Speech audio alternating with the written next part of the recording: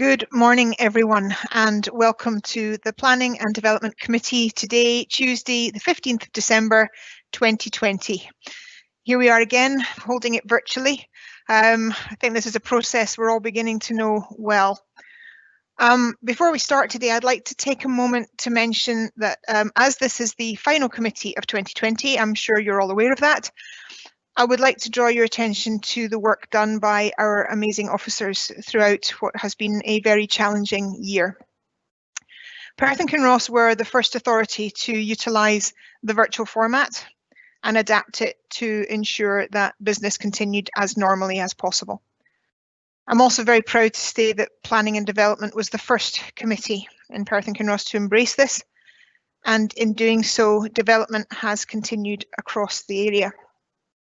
Make no mistake, this swift action on the part of our officers has helped to secure jobs, local jobs, jobs that are and will be greatly needed going forward. And equally to councillors, I want to state that many of you have had to embrace a process that's alien to you, even a process that's been alien to me. And we've changed our ways of working to ensure that decisions are continued to be made.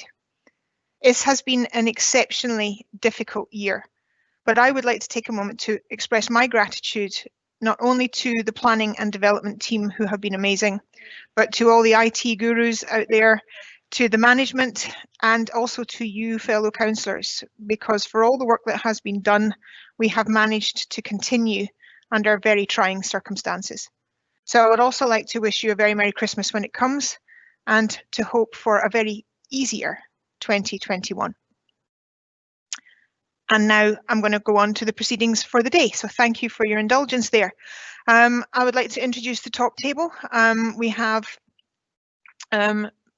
Christian Smith, Development Management and Building Standard Service Manager, and team leads from the department of Mr. Jamie Scott and Mrs. Anne Conliffe. My vice convener, Councillor Bob Braun. Legal manager today we have is Mr. Colin Elliott, and we have Mr. Danny Williams from Committee Services. I'm going to have to do the usual bit, guys, which is that members are reminded that if you are going to leave the meeting during the consideration of any of the applications, or you're unable to participate in any way, which means that if you lose internet connection or anything like that during the consideration of an item, you cannot vote on that item, and can you please let the clerk know in the meeting chat office that either you've left the meeting or that you have lost connection, and we'll be able to check some details out in the background. Again, I need to just remind you that we need to use the chat function to attract my attention, because I can't see every single one of you. I don't have a visual, so the usual single letters will do. Q for question, C for comment, M for motion, M for amendment, etc. You're all aware of it by now. Okay, and I'm going to ask Mr. Williams if he could do a roll call of everybody in attendance. So I'm going to put it over to you, Mr. Williams. Thank you. Yes, thank you, convener, and good morning, everyone. Just the usual procedure. When I call your name, if you can let me know whether you're in attendance. Councillor Anderson. Present. Councillor Barnacle. Present. Councillor Braun. Present. Councillor Drysdale. Present. Councillor Gray. Present. Councillor Illingworth. Present. Councillor James. Present. Convener, we've heard from yourself already, so Councillor Purvis. Present. Councillor Reid. Present. Councillor Waters. Present. Councillor Williamson. Present. And Councillor Wilson. Present. Convener, so thank you, everyone, and that's a full house, and we've got no apologies. Thank you very much, Mr. Williams. Thank you for that. Okay, committee, do we have any declarations of interest for the applications before us today? No. Thank you very much. There's nothing coming up on the chat, so thank you. And can I also ask if we are in agreement to hear deputations for item 511 and 522? I will accept silence as agreement, but if anybody has any issues with that, if they could put that in the chat, that will be fine. Okay, thank you. Nothing coming forward, so we're in agreement to hear those deputations. Okay, takes us on to item number 4, minutes of the meeting of the Planning and Development Management Committee of the 18th of November. So I'm asking if we are agreeing that that is a, I noticed that, Councillor Barnacle, just bear with me a wee second. We're in agreement of that. Now, there was an amendment added, which was an Appendix 1, which came through on the online but did not come through on the printed copy. So I'm just drawing that attention to the fact that the amendments from the minutes of the 21st of October was attached to the minute as an appendix, but that was online. Councillor Barnacle, can I have your comment, please? Thanks, convener. It's just about that amendment to the previous minute and the appendix on page 33 of the our papers today. The amendment was actually moved by Councillor Purvis, not Councillor Williamson, as stated in the appendix, because Councillor Williamson actually voted for the motion. So in that respect, it's incorrect. My apologies, I didn't notice that. Yes, you are right, it was Councillor Purvis, and it was agreed by Councillor Purvis that we would have that amendment. So my complete apologies that I missed that when that was going through. That will be amended accordingly, because you're 100% correct. It was Councillor Purvis that put that forward. So that will be amended. Thank you. Thank you. Okay, are we in agreement that the minutes of the previous meeting from the 18th of November are agreed and an accurate reflection of the committee? Again, I'll take silence as agreement, but if anybody has any comments to make on that, if they could please put it in the chat now. Okay, those minutes are agreed. Thank you very much indeed. So that brings us on to today's proceedings, and that's the first one is a major application. An erection of an energy from waste facility, including ancillary buildings, formation of vehicular access, infrastructure, landscaping, drainage and associated works at Bin Farm in Glenfarg. And I'd like to ask Mr. Scott to speak to the report. Thank you. Thank you, convener. I'm going to take committee through some stills shortly, which will provide an overview of the proposals, and some site photographs which will illustrate its context. Firstly, though, I just want to advise committee on 2 updates to the report. Both relate to minor wording changes to planning conditions. A briefing paper was issued in advance of committees for members to see, but I just want to summarise those for you. Update 1 relates to condition 5C on page 53. It's a substitution. There's a typo, which is alter in the last line, which should actually read alert. That's in connection with the advertisement for the access. And update 2 relates to condition 16 on page 57. So it's substituting the word national grid, which is an incorrect reference on the 3rd and 5th lines, to instead read national electricity grid. That completes the update, and I'll now take you through some stills. This aerial photograph identifies the site in red. It's an area that extends to 7.2 hectares. It's on land adjacent to the Bin Farm access road within the wider Bin Farm complex. Within the centre of the photograph, the M90 is visible. As noted in the report, it's proposed that deliveries to and from the energy from waste plant would be directed via junction 9 of this road at Bridge of Erne, and thereafter via the A912, which is the main public road which it serves the access. The nearest settlement to the proposed development is the village of Glenfarg, which is noted on the still. It's some 3.5 kilometres to the southwest. The next still is another aerial photograph showing the Bin Farm complex in more detail, and I'll take you to that now. This is a relatively recent aerial photo which shows most of the complex, which is centred within the shot. This is the part of the complex that accommodates the facilities summarised in paragraph 2 of the report. The grey area in the bottom left of the shot is the current application site, with the access road and hard standing formed under the extant planning permissions visible in the photo. The site's approximately 400 metres south of the main complex, and beyond the wider complex, much of the land is in agricultural use. This is a site location plan just confirming the extent of the area to be developed, the majority of which will be accommodated on the large rectangular area to the east, which, as I said, is the same site for the extant planning permissions for the energy from waste plant as noted in the history. The remainder of the site represents the proposed vehicular access, which is the main access route from the bin farm complex to the A912. The site's within the bin farm settlement boundary, which is identified in Local Development Plan 2 to support employment and economic growth through the expansion of waste processes, particularly those focused on zero waste and a circular economy. What I'll do now is take you on to the next still. This shows the proposed site plan. So the centre of the site will accommodate the energy from waste plant itself. It's a linear collection of buildings which houses the main process components. So there's a waste reception hall where the waste is received, a waste bunker which is distributed through the processing of the plant. So the boiler hall receives and incinerates the waste and thereafter generates electricity which is connected to the grid via substation. There are several other ancillary buildings and structures that form part of the facility. The largest in terms of footprint is the office and warehouse building located to the west of the site, adjacent to the vehicular entrance. The internal road layout would facilitate delivery and collection, with HGVs entering from the north to feed and remove waste at the reception hall areas. Access is also provided to the facility for staff and visitor parking, with the 53 spaces provided adjacent to the office building. SUDs and a habitat creation area are proposed to the eastern part of the site. Moving now to the appearance of the proposed facility. This is the proposed north elevation. It illustrates the elevation that would be visible as orientated towards the bin farm access road. The green and beige sections comprise the main processing parts of the building as highlighted earlier. These graduating colours have been chosen to break up the massing of the buildings and to assist its integration within the landscape. In terms of dimensions, this building would be approximately 99 metres in length.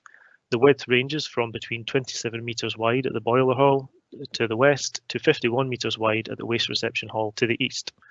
In terms of building heights, this ranges again from 17 metres at the waste reception hall on the left of the shot, with the building blocks increasing in height. Moving right, it would be 30 metres at the waste bunker hall, 40 metres for the boiler hall, and the proposed stack is the tallest structure at 70 metres tall.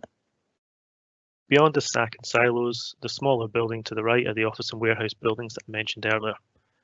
I'll now take you through two montages which illustrate the development and what they will look like from a location out with the site, and also one close-up visible from the access road. This viewpoint is located 2.5 kilometres north of Glenfarg on the C416 public road at a farm access known as Easter Fordell Farm.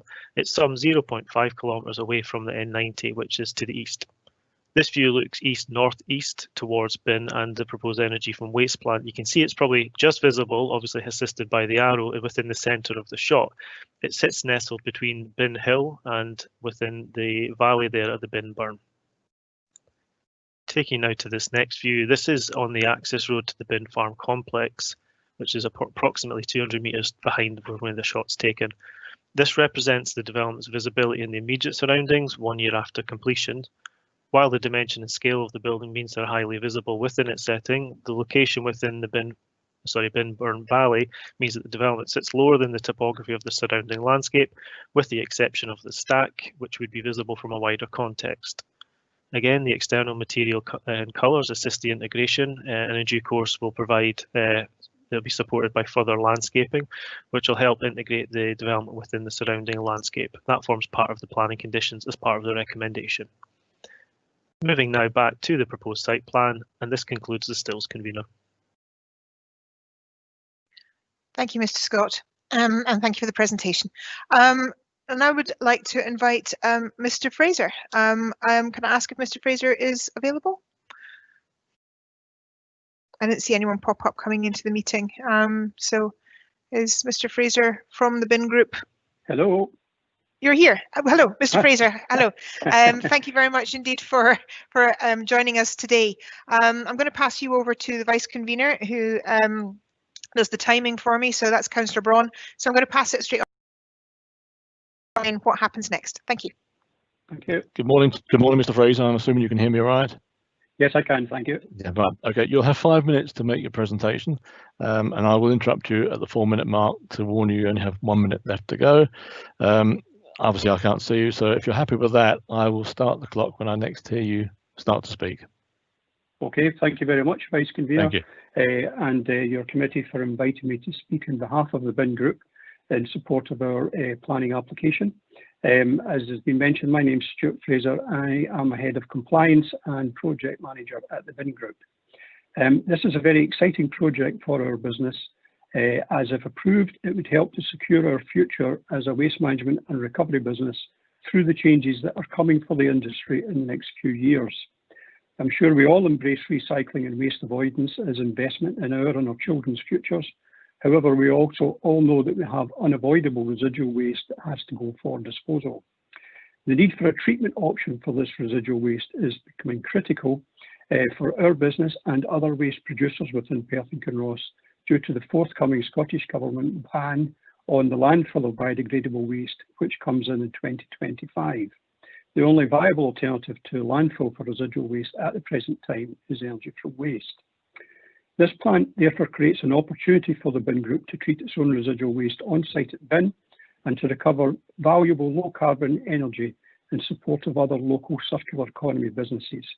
It could also offer the council an opportunity for a local solution for their household waste, residual waste collections, although clearly we understand this would be subject to a procurement process.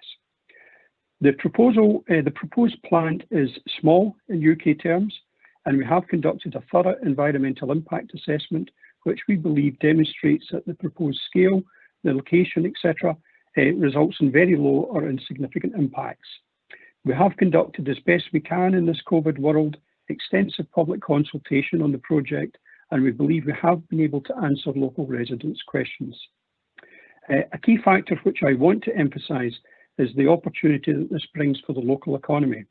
This is a £60 million investment, which would bring around 200 jobs during construction and also create around 30 high-value jobs for ongoing operations. This is in addition to the ongoing flow of operating revenues, which would be around £4.5 million per annum through the plant's supply chain into the local and Scottish economies. This investment stimulus would be a shot in the arm as we try to rebuild our economy after COVID.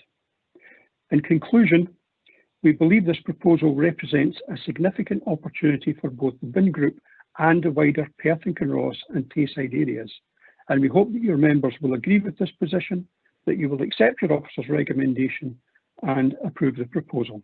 Thank you very much, and I'll be happy to answer any questions. Thank you, Mr. Fraser. I'll put you back to the convener. Thank you, convener.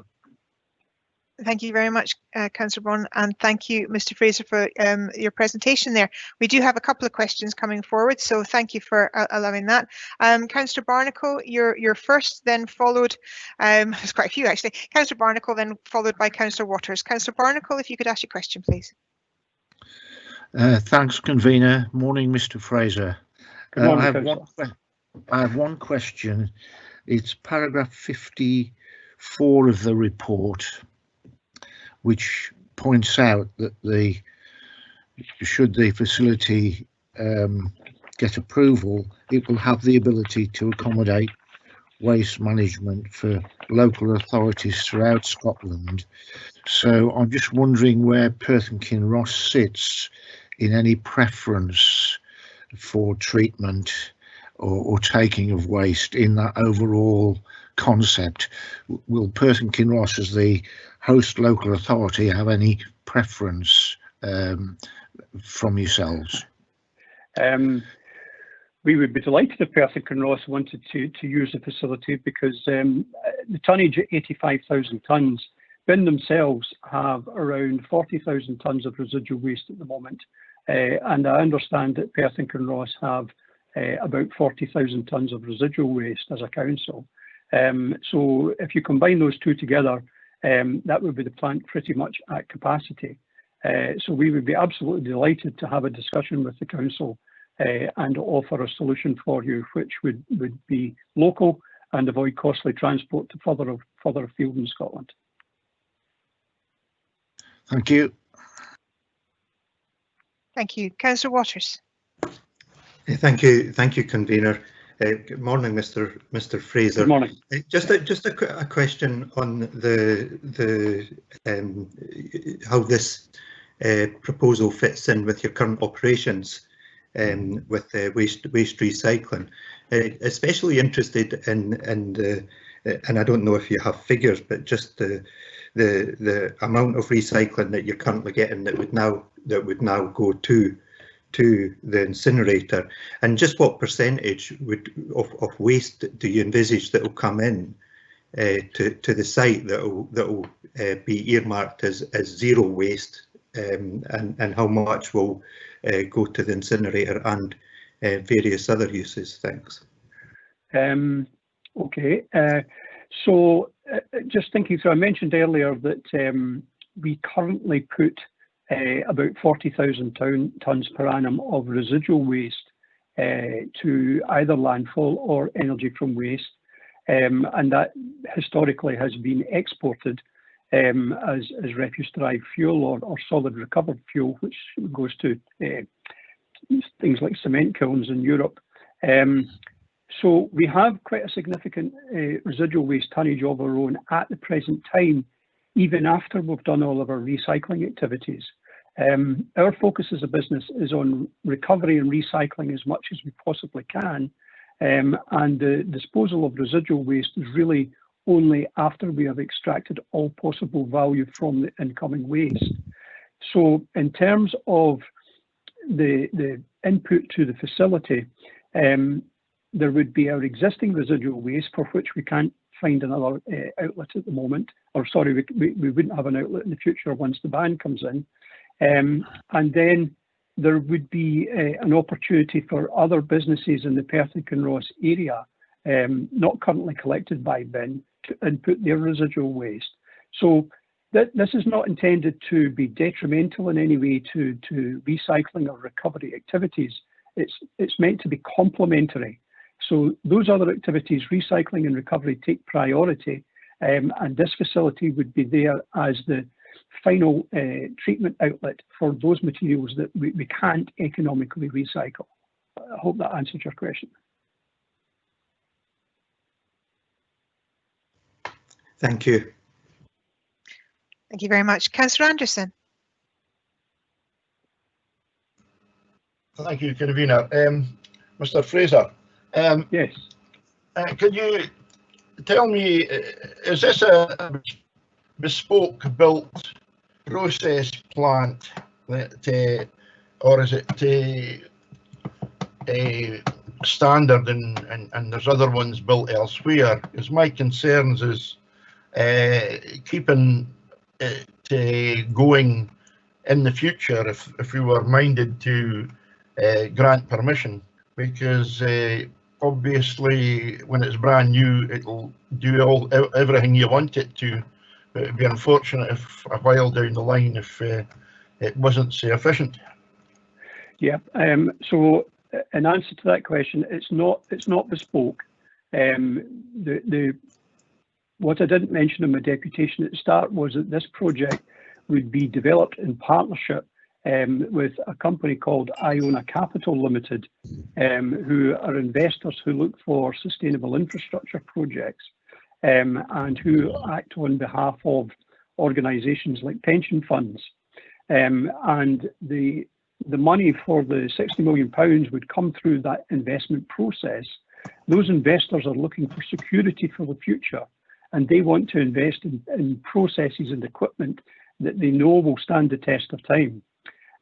So in selection of the technology to go into the building, we would be looking for proven technologies which can deliver over the life of the project, and that there's very low risk of technical failures which would be detrimental to the project. So selecting something that's proven and has evidence of sustainability is very much a key part of our process. Thank you. Thank you very much, Councillor Anderson, and thank you. Next question is from Councillor Wilson. Thanks, Convener. Thanks, Mr. Fraser, for your presentation. My first question relates to paragraph 8 of the report. It tells us the amount of megawatts power. Roughly how many houses would that light up? I think from memory it's about 14,000. Okay, thank you. I'm on to page 44 now, paragraph 53, but it refers to different types of waste apart from domestic waste. commercial and industrial, and construction and demolition. Inevitably, some of that will not be suitable for processing in the plant. How would you intend to get rid of that? Because there must be a residue, say, of stones or materials like that. If that's brought on site, if it was demolition stuff, and wood would be presumably could be treated by incineration, but how would you deal with the other stuff that would come along with that? Okay, so as I mentioned earlier, we see this as complementary to our existing activities.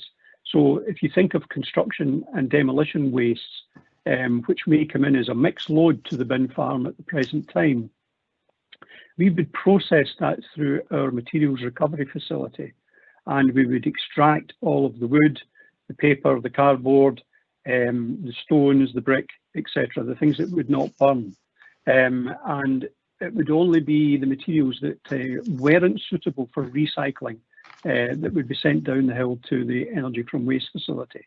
If you were putting things in which were non-combustible, such as, for instance, small particles of glass that might have slipped through, or small particles of brick, then they would end up in the ash that would come out of the facility at the end of the day. And we are looking to try and develop solutions for recycling that ash. For instance, it could be used as an aggregate in manufacture of concrete or concrete blocks. So anything that could be recycled, we would be looking to extract at the front end through our existing processes. Anything that was left in it would either be combustible, or if it was non-combustible, it would appear in the ash, and then we would be trying to recycle it as part of the ash outlet. Thank you. My third question relates to transport. Obviously, the stuff's got to arrive here by lorry, and you've already indicated, or Mr. Scott's indicated, what the route would be from the junction at Bridge of Erne. As an operator, how would you enforce that policy to have the lorries coming in that way and not them diverting on other roads? Is my first part of this question. Secondly, what conditions can you apply to people bringing materials to the site to make sure that it's suitably contained and perhaps netted or happed, depending on the type of vehicle used? Well, if I take the second question first about the covering of the waste vehicles, that's a current requirement on us and anybody using the bin farm in terms of what we call duty of care under environmental legislation. And if we breach that at the present time, either in our own vehicles or in anybody else's vehicles that's coming to the site, and waste does escape, such as litter, then we would expect to receive complaints from residents, and we could be open to prosecution by SEPA or action by SEPA. So that's already an existing control measure that we apply to ensure that we are compliant with the legislation, and we would expect that to continue for any new facilities on site. Going back to the first question about how do we control access routes, if it's anything coming in our own vehicles, then clearly we can instruct our drivers on the routes that they should follow, and we could take action against any of our drivers who fail to carry out instructions. If it's coming in third-party loads, then in most cases they would be accessing the site through some form of contract.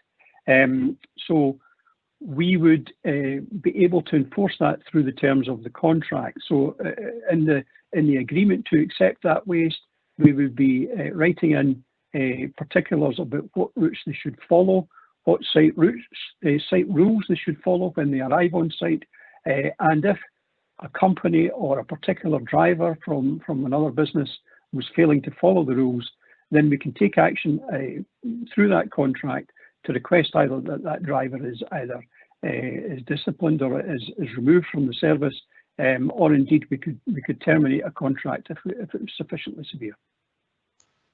Thank you. Thank you, Councillor Wilson. And Councillor Purvis, your question, please. Thank you very much, Convener, and thank you for your deputation. Just a bit further, I wanted to ask about the HGV movement, specifically on the access to the site. On the entrance of the access to the site, I think, and you can correct me if I'm wrong, in the past that the bin had put anti-skid surfacing on the road, I think through agreement with the council, because it's a particularly bad stretch of road, and with significant number of movements, that was deemed to be helpful. I think that has deteriorated. I'm not talking about a formal condition here, but given the increase in the number of vehicle movements, would you, through working through the council, consider perhaps upgrading, reinstating that anti-slip surface? That unfortunately was before my time, so I'm not familiar with the agreement which resulted in that. However, what I would say is that as part of the planning conditions, we do have to agree a traffic management plan in discussion in conjunction with the council. So if there were issues like that which needed to be considered, then of course we would discuss them with the council and see what we could do. Okay, thank you. I'd be very grateful, not to prejudice the outcome of the application, but should the application be approved, if perhaps yourself and officers could have discussions on that as part of the traffic management plan, as you suggest. Thank you, convener. Okay, thank you. Mr. Fraser, I don't believe there's any further questions for you, so I'd like to add my thanks for doing your presentation. Thank you very much indeed for making the time to come to us today as well. I think you're free to go, so thank you. Thank you very much. Thank you very much, convener, and your fellow councillors. Thank you. Goodbye. Thank you. Okay, so that now brings us on to the point for questions for officers. So again, councillors, if you could please notify me if you have any questions in the chat box, and then we'll ask questions of officers. I don't know if there's a massive time delay of things coming through, because there doesn't seem to be any questions. Okay, so in that case, we do have a question. Convener, I have a question. Convener, I have a question. Okay, sorry, there's a wee delay in things coming through there. It took a wee while. Councillor Williamson, we'll come to you, then there's Councillor Wilson, and then Councillor Waters. Okay, is that me, convener? Yeah. Sorry, I thought Councillor Williamson said he had a question. Oh yeah, let yeah, because yeah, if he I know he voiced that. I don't know if your chat's not working, Councillor Williamson, but if you could ask your question first, and then to Councillor Wilson, then to Councillor Waters. Okay, thank you, convener. I think my question is about the stack and the emissions coming from the stack. Whilst it's got approval from SEPA, just seeking some reassurance about the topography of the land, because once the stuff's come out, the emissions have come from the stack, they will cool down and they will gravitate down to sort of like humps and hollows within the ground. And I'm just wondering about the concentrations of that. I'm seeking reassurance that with the height of the stack, we do have enough air to blow the emissions away from the stack and disperse them into the atmosphere. Yeah, absolutely. Mr. Scott, if I could turn to you for the answer, please. Yeah, thank you for the question, Councillor. So in terms of the modelling that's been undertaken, the consultation process with Environmental Health and SEPA, that's where the stack height has basically been informed by in terms of the process and the risk and mitigation that's required. So as referred to in the report, this is the third iteration of a design for an energy from waste plant on this site. The first permission that was granted in 2007 also had the same stack height for a facility of a similar overall capacity. So essentially that height will ensure that it reaches a dissipation level within that valley area that the air would be taken away, bearing in mind that our process is within the actual facility itself to effectively remove what it can from that process. The stack height at 70 metres would actually be just marginally lower than the nearest hill, which is to the south. So within that valley area, there's an expansive area which would allow air to dissipate. So from a planning perspective, we're satisfied at this level, but as you've alluded to, it would be regulated by SEPA in their PPC process. So there would be further modelling required for part of that process, which just ensures that SEPA as regulator do get an ultimate solution that's acceptable for environmental air quality. Thank you. I'm also going to ask Lynn Reid to come in. Lynn, if you could add any additional information to that, please. Yeah, dispersion modelling is always carried out to establish the effective stack height.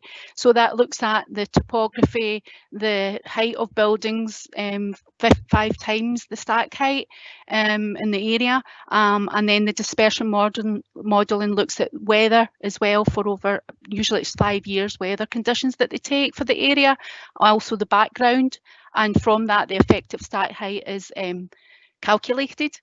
So in this case, the effective stack height is correct. Okay, thank you, Lynn. Any further point to that, Councillor Williamson? Is that okay? You've gone off camera now, it's fine. Okay, Councillor Wilson, your questions, please. Thanks, Convener.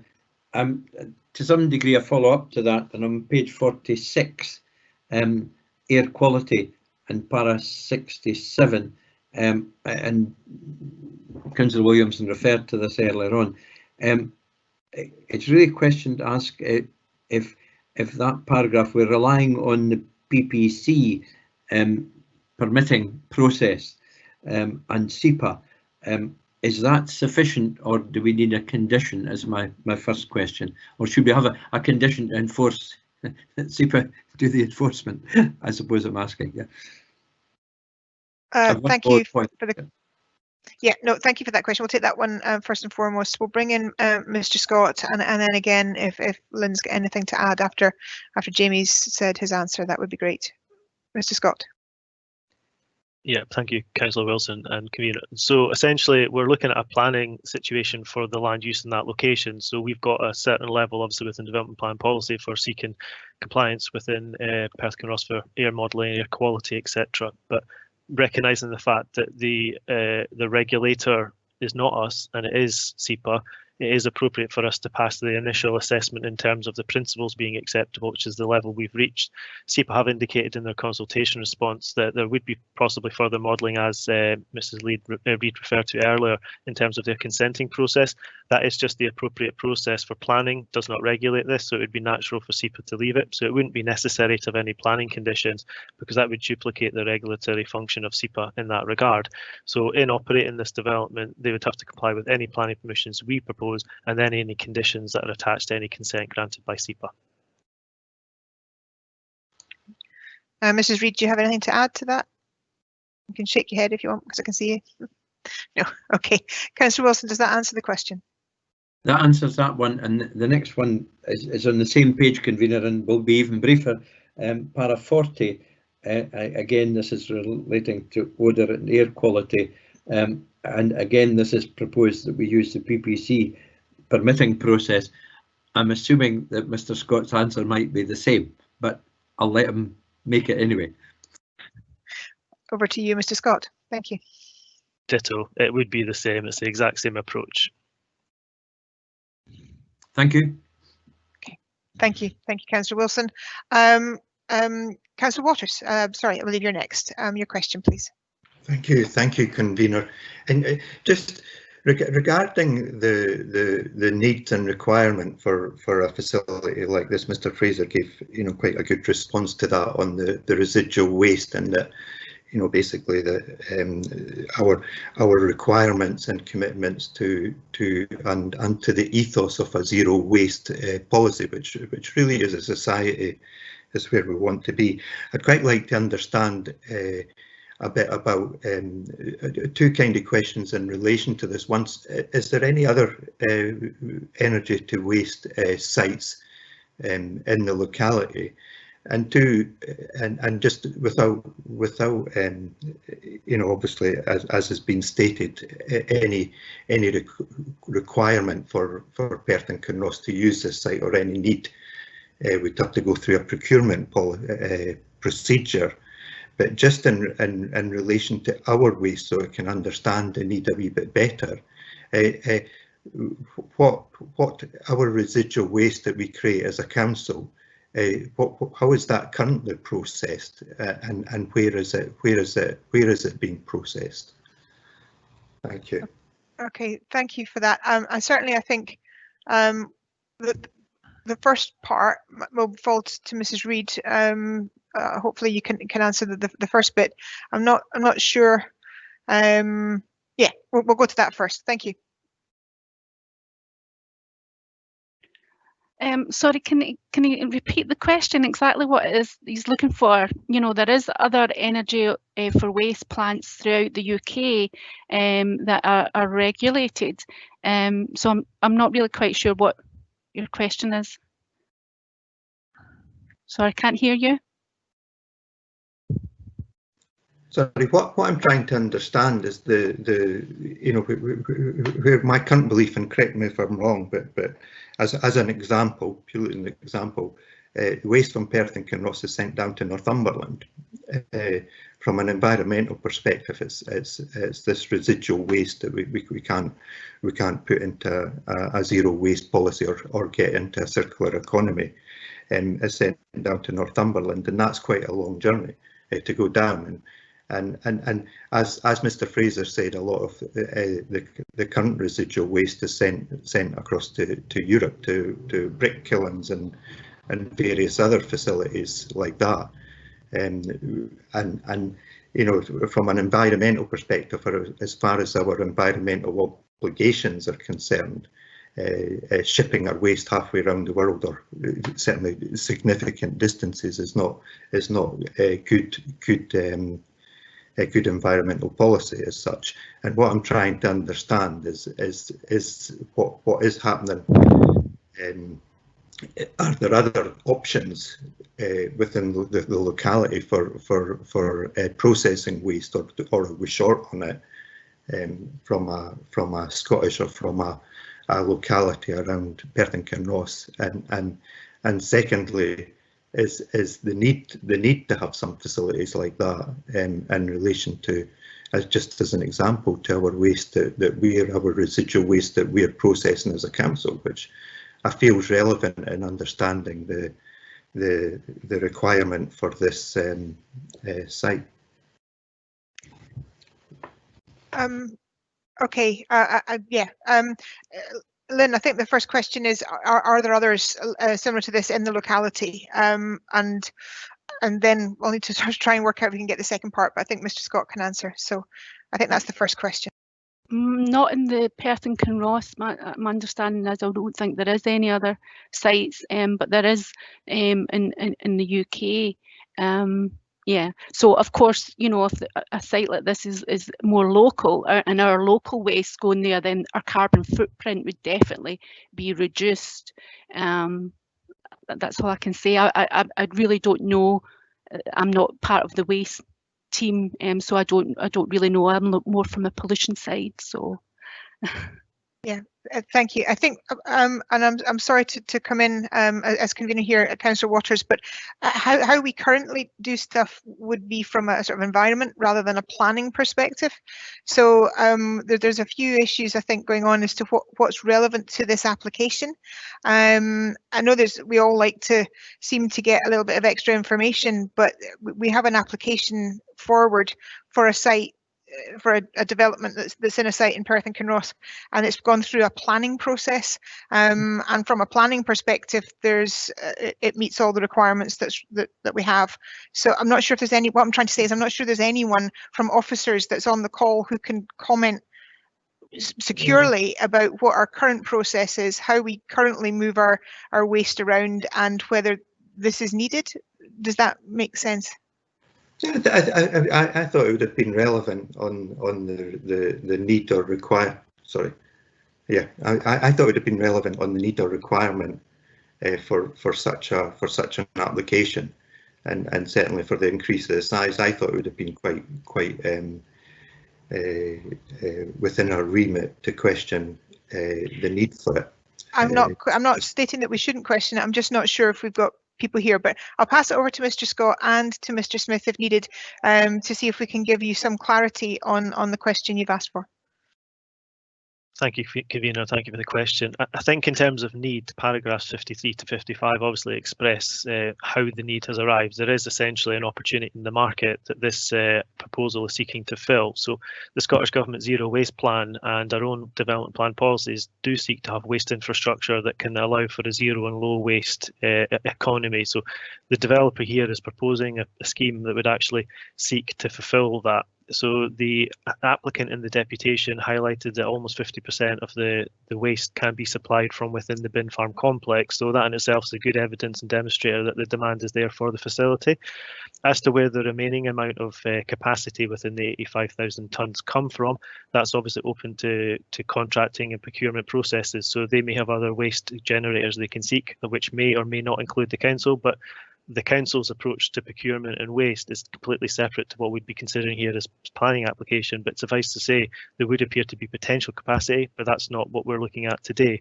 So in terms of demand, it has been clearly demonstrated in the submission that there is sufficient need for this facility in order to remove the impending requirement for waste being banned going to landfill from 2025. So if this development was approved, it'd take 2 years or so to develop, and therefore it would be in place to allow the treatment of that waste to divert it from landfill.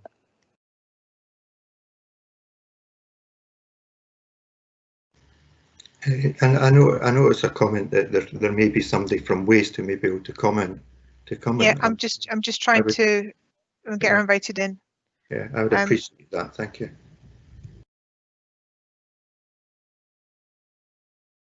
Okay, Sheila. Sheila, I believe you've joined the meeting now. I don't know if you've managed to hear the debate that's been going on. Councillor Waters has a question regarding the necessity and how the situation is right now. Councillor Waters, if you could just ask your question again of Sheila, then that way we can make sure we get the correct answer for you. Thank you, Convener. Yeah, I'm just trying to understand the requirements and need for this waste to energy facility, and as an example, separate from any procurement thing, just purely as an example, how we process our residual waste in Perth and Kinross, and what would be the benefits of doing. Of potentially not just the council but anything within the area of the need to process that more locally rather than, as far as I believe, and correct me if I'm wrong, our residual waste is currently sent down to Northumberland, and I'm not sure if we're aware of what happens if that's as far as it goes or if it goes elsewhere after that. Yep, so I can just come in. I suppose I'm just going to echo Jamie's points, is that there is two separate issues here. Obviously, there's the planning, which you're considering, and then there's obviously separately what we're doing personally with our waste. And out with this committee, I can provide a kind of more detailed update on that. But just to kind of clarify there, at the moment, our residual waste goes to landfill at Falkirk. It does not go down to West Lakeburn. That's where our recycling material currently goes. So like Ben have said, we will process and try and extract all material for recycling or reuse prior to any kind of residual waste solution. Like other local authorities in Scotland at the moment, we are working on a procurement strategy and a procurement solution so that we can meet the landfill ban in 2025. And that's been sort of noted by Ben and others on this call that we are subject to a procurement process. So, we would be developing a contract and then putting that out on the market, and bidders that are in a position to bid for that contract, which potentially Ben could be one, could come forward and bid for our tonnage, which, as they've stated, is around 40,000 tonnes at the moment. There is other energy for waste in Scotland currently commissioned. There is some at the same stage in terms of planning. So there is quite a lot of development in the energy from waste market in Scotland at the moment, but obviously bin would be the most local solution. Thank you. So just in very quick summary here. So basically that there is and again, without prejudice in any procurement process or anything like that, and just in understanding the need, Perth and Kinross we have a challenge ahead of us in dealing with residual waste that's currently going to landfill that we will not be able to do in a few years. That's correct. Yeah, we need to find a treatment solution for our residual waste. Our current contract runs until 2022 with possible extension periods. So we will be looking for a solution that will be coming online either at the earliest 2022 or by 24, but definitely in time for the Bantle landfill in 2025. The Scottish Government have made it very clear to us that they want to see us make progress at pace with that, which is why we are currently in discussions with Scottish Government and other local authorities about the procurement route and the procurement strategy for that. And so we will be undertaking further work on that into the new year. Thank you. Thank you very much. That was really, really helpful for your answer. Thank you. Okay, thank you. Thanks for your patience, convener, with that. No, it's fine. I'm very conscious that we have a planning application in front of us, and I was getting concerned that we might be muddying the water with procurement where the two things are separate, but I understand where your question was going, and I'm happy that we've been able to get you an answer. Okay, Councillor Braun, I believe you were next on the list for a question. Thank you. Thank you, convener. My question relates to conditions, actually. We've obviously mentioned the importance of traffic using the A912, which is covered in condition 5. I just noticed that in condition 7, which was more to do with construction traffic, there is a subsection O which mentions the applicant has to have arrangements for dealing with non-compliance. I know Mr. Fraser mentioned there were different ways he could do it, but I just thought, is it possible that we can have a similar subsection placed into condition 5 to strengthen it a little bit? Mr. Scott, if you could answer that question, please. Yes, convener. Thank you, Vice Convener. So in condition 5B does require a detailed arrangements for monitoring. So essentially, they would say how they're monitoring that, and from that process, we'd be able to verify if we did receive any complaint about any potential breaches of the route being undertaken. Our compliance would be effectively to say, well, it's been demonstrated that you're not following the route, so we'd have sufficient control within planning law really to follow that up in terms of the framing of that condition. Condition 7 obviously being for a construction traffic, the compliance may not be a planning offence, it may be a compliance in some other regard, so it's a more rounded approach, but certainly in the operation, I'm satisfied that condition 5B provides certain monitoring arrangements which will allow us to enforce that planning condition. Okay, thank you. Thanks, convener. Thank you. Councillors, just a quick recap because there's lots of things in the chat, but is there anybody else who wishes to ask a question of officers? No, thank you. And equally, I'd like to add my thanks to Sheila Best for coming in there and answering that question. So thank you very much indeed. Okay, so that takes us on to the next stage. So I would like to move the paper. I'm just going straight to it. I do like to offer it to people, but I think we can move on with this one. I would like to move the paper. We have a couple of amendments that were or updates that were put in earlier on, so I would like them included, obviously. But I think this is a step forward in the right direction. It is something that we have to embrace. It is something that we have to look at doing. We are going to have to be bold and looking at how we look at our environment and how we move forward. And this is an absolute step in the right direction. And I think this is exactly the sort of thing we should be looking at. So I'm happy to move the paper with those amendments. And Councillor Gray, you were the first one in to second. So over to you, sir. Thank you, convener. Yes, this is a very welcome and long-awaited proposal which has undergone stringent research and scrutiny in finally reaching the current proposal before us. I therefore have no hesitation in seconding this paper for approval. I have no doubt that this plant, convenient to Perth and Ross and the industrial central belt nearby, shall very soon reach capacity, and I'm quite sure that the proposers for the development have done sufficient research already to ensure that they have no problem in finding tonnage to fulfil their capacity. Thank you. Thank you, Councillor Gray. Councillor Barnacle, I noticed you came in also to second the motion. Unfortunately, you're just a tad behind Councillor Gray for that, so my apologies. Are there any amendments to the application? Nope, there's nothing coming forward. So in that case, the application is approved. And thank you very much indeed for that. Okay, is there any, sorry, just wanted to ask before we move on, are there any comments? Because I didn't ask if anybody wanted to make a comment. Councillor Barnacle, yes, that's fine. And then Councillor Braun, thank you. Thanks, convener. Yeah, I just wanted to say that, you know, I'm like Councillor Gray, very happy to support this paper, particularly the fact that paragraph 59, I think, sums it up for me. Although the proposal is smaller than the previous extant permissions, it will actually process more waste. And the other thing I'd like to say is, when in a former life as an environment convener, I visited 2 energy from waste plants, one in the Isle of Man and one in Yorkshire. This is years ago, and I'm very strongly in favour of them, subject to strong emission standards, which we do have anyway.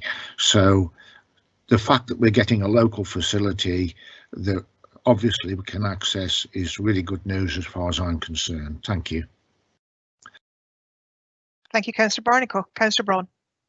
Yes, thank you, convener. I actually support this paper. I would have moved it if we'd had a chance to do it, but and I would have seconded it if I had the chance to do it. But everybody got in first, so I think it fits in several levels. It provides a considerable number of jobs in construction and also permanent jobs after construction, as you've mentioned earlier on.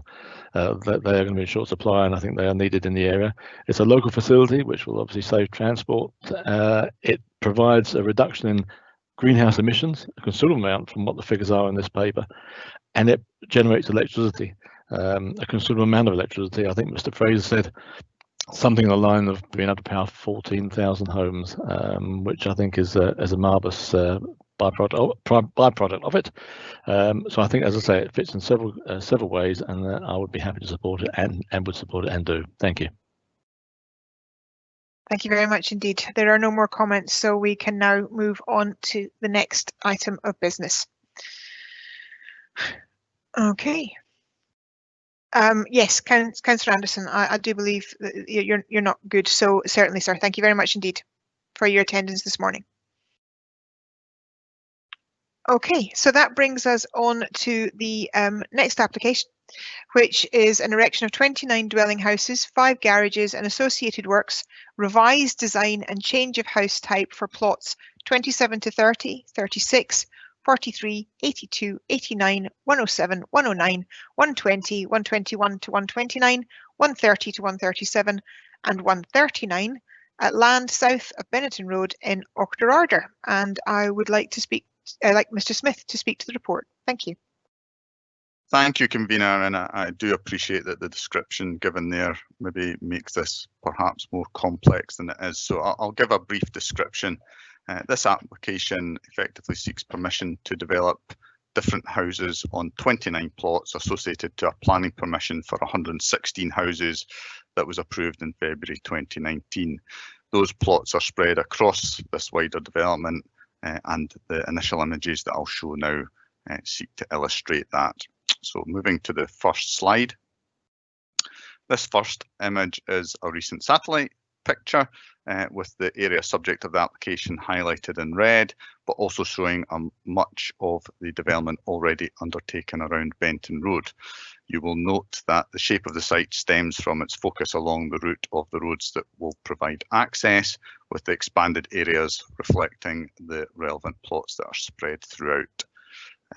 Majority of them are within the western area, hence there's more larger red areas in that location. Importantly, the road layout is the same as was previously approved.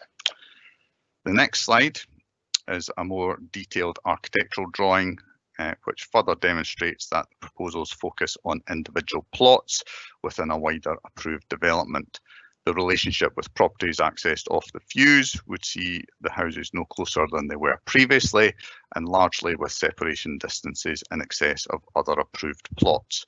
This is clear in relation to the closest two single house plots, whilst the terrace of 4 in the lower left also see an improved situation in relation to existing properties. The third slide. This shows a tight street scene as both approved on the left and as is now proposed on the right. We then move into a series of photographs which show the current situation. First, we look from high ground to the east, which is the location for a large play area and public open space. And this looks out across the main access road, and with the area to be developed visible in the middle of the shot between the recently completed houses. Next is an image of a footpath which will be continued through the western part of the site and an area of public space within the site, and then down onto the fuse, providing a connection into Ochterarder. Then we see one of the road accesses off Benton Road, where you can see that preparations are being made to develop the wider area of approved housing. Next is a shot showing the situation looking east along much of the rear of the fuse. So as you can see, there's preparations on the left and some trees and other rough ground. The next slide, we see the works ongoing again, but looking across the rising ground towards Benton Road, roughly up and over the area where the footpath link and open space will be provided. Next, we then see the works ongoing again, but also looking west along the rear of the properties on the fuse. That line along the rear of the fuse running just to the right of the blue truck that you can see in the centre left. Finally, this image again is from the high ground to the east and shows the new roundabout at the lower end of the fuse, which will serve as the main access point to the wider site. Then we return to the site layout, and this concludes the presentation. Thank you, Convener. Thank you, Mr. Smith.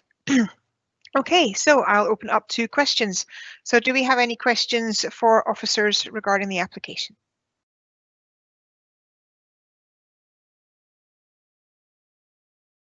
There is nothing coming forward, but I'm going to give it a second because the last time there was nothing. I said there was nothing. I went to move on, and there was oh, we have Councillor Gray with the motion. Okay, I'm happy to move straight to that if there doesn't seem to be any questions. So Councillor Gray, over to you. Yeah, thank you, Convener. This is yet another, I've got to say, new proposal for an already approved application whereby the applicant is increasing the number of beds basically in the area of ground concerned. This has happened in various other elements of this development. However, I can see no planning reason for refusing it. It's simply a rejigging of the area concerned to slightly accommodate more people, presumably reflecting the market of housing these days. And therefore, because there is no planning reason that I can see to refuse it, then I recommend we approve it. Thank you. Thank you, Councillor Gray. Councillor Reid, you wish to second? Happy to second. I agree with everything Councillor Gray has just said, and more than happy to second, Convener. Thank you. Thank you very much indeed. So I open up to any amendments.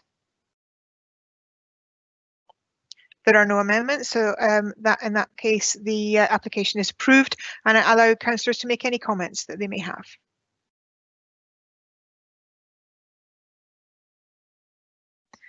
Okay, no comments on that. So thank you very much indeed. That was very quick, but as Councillor Gray stated, there are no planning reasons. So thank you very much indeed, and that moves us on to the next application. So that brings us to a local application. So this is the erection of 49 dwelling houses and associated works, LDP2 allocated site E340, to land west of Cherrybank Gardens in Perth, and again to Mr. Smith to speak to the report. Thank you. Thank you, Convener. Again, I'll give you a quick intro to this. So here the proposal is to develop 49 houses as an effective extension to the existing Charlotte Gate development, which is nearing completion. The land is currently identified in LDP2 for employment purposes, but it is considered that there are good reasons to instead develop the site with housing. So, moving to the following slides, these seek to set the scene and illustrate the proposals and the relationship to the surrounding areas.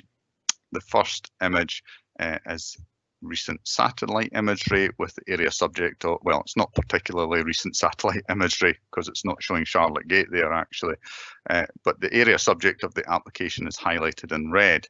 You will clearly see that the M90 is a short distance to the south, Broxton Park and Ride to the west, landscape areas which incorporate water ponds are to the north with Glasgow Road and housing beyond.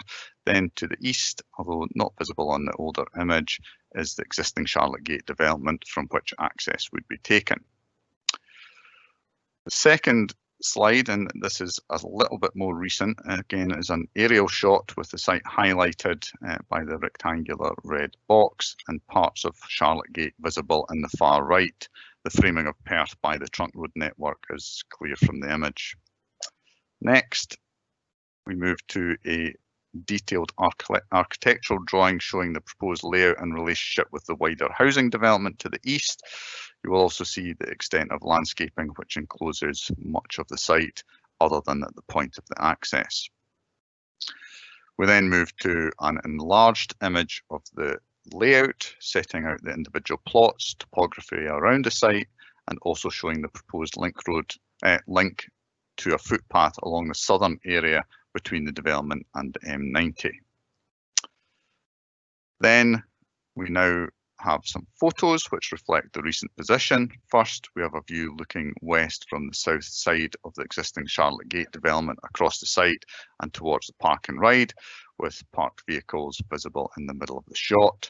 The proposed footpath link would see a continuation of the path along the left side of the image and along the back of the site. Next is a similar photo, but orientated a little further north and including more of the existing housing.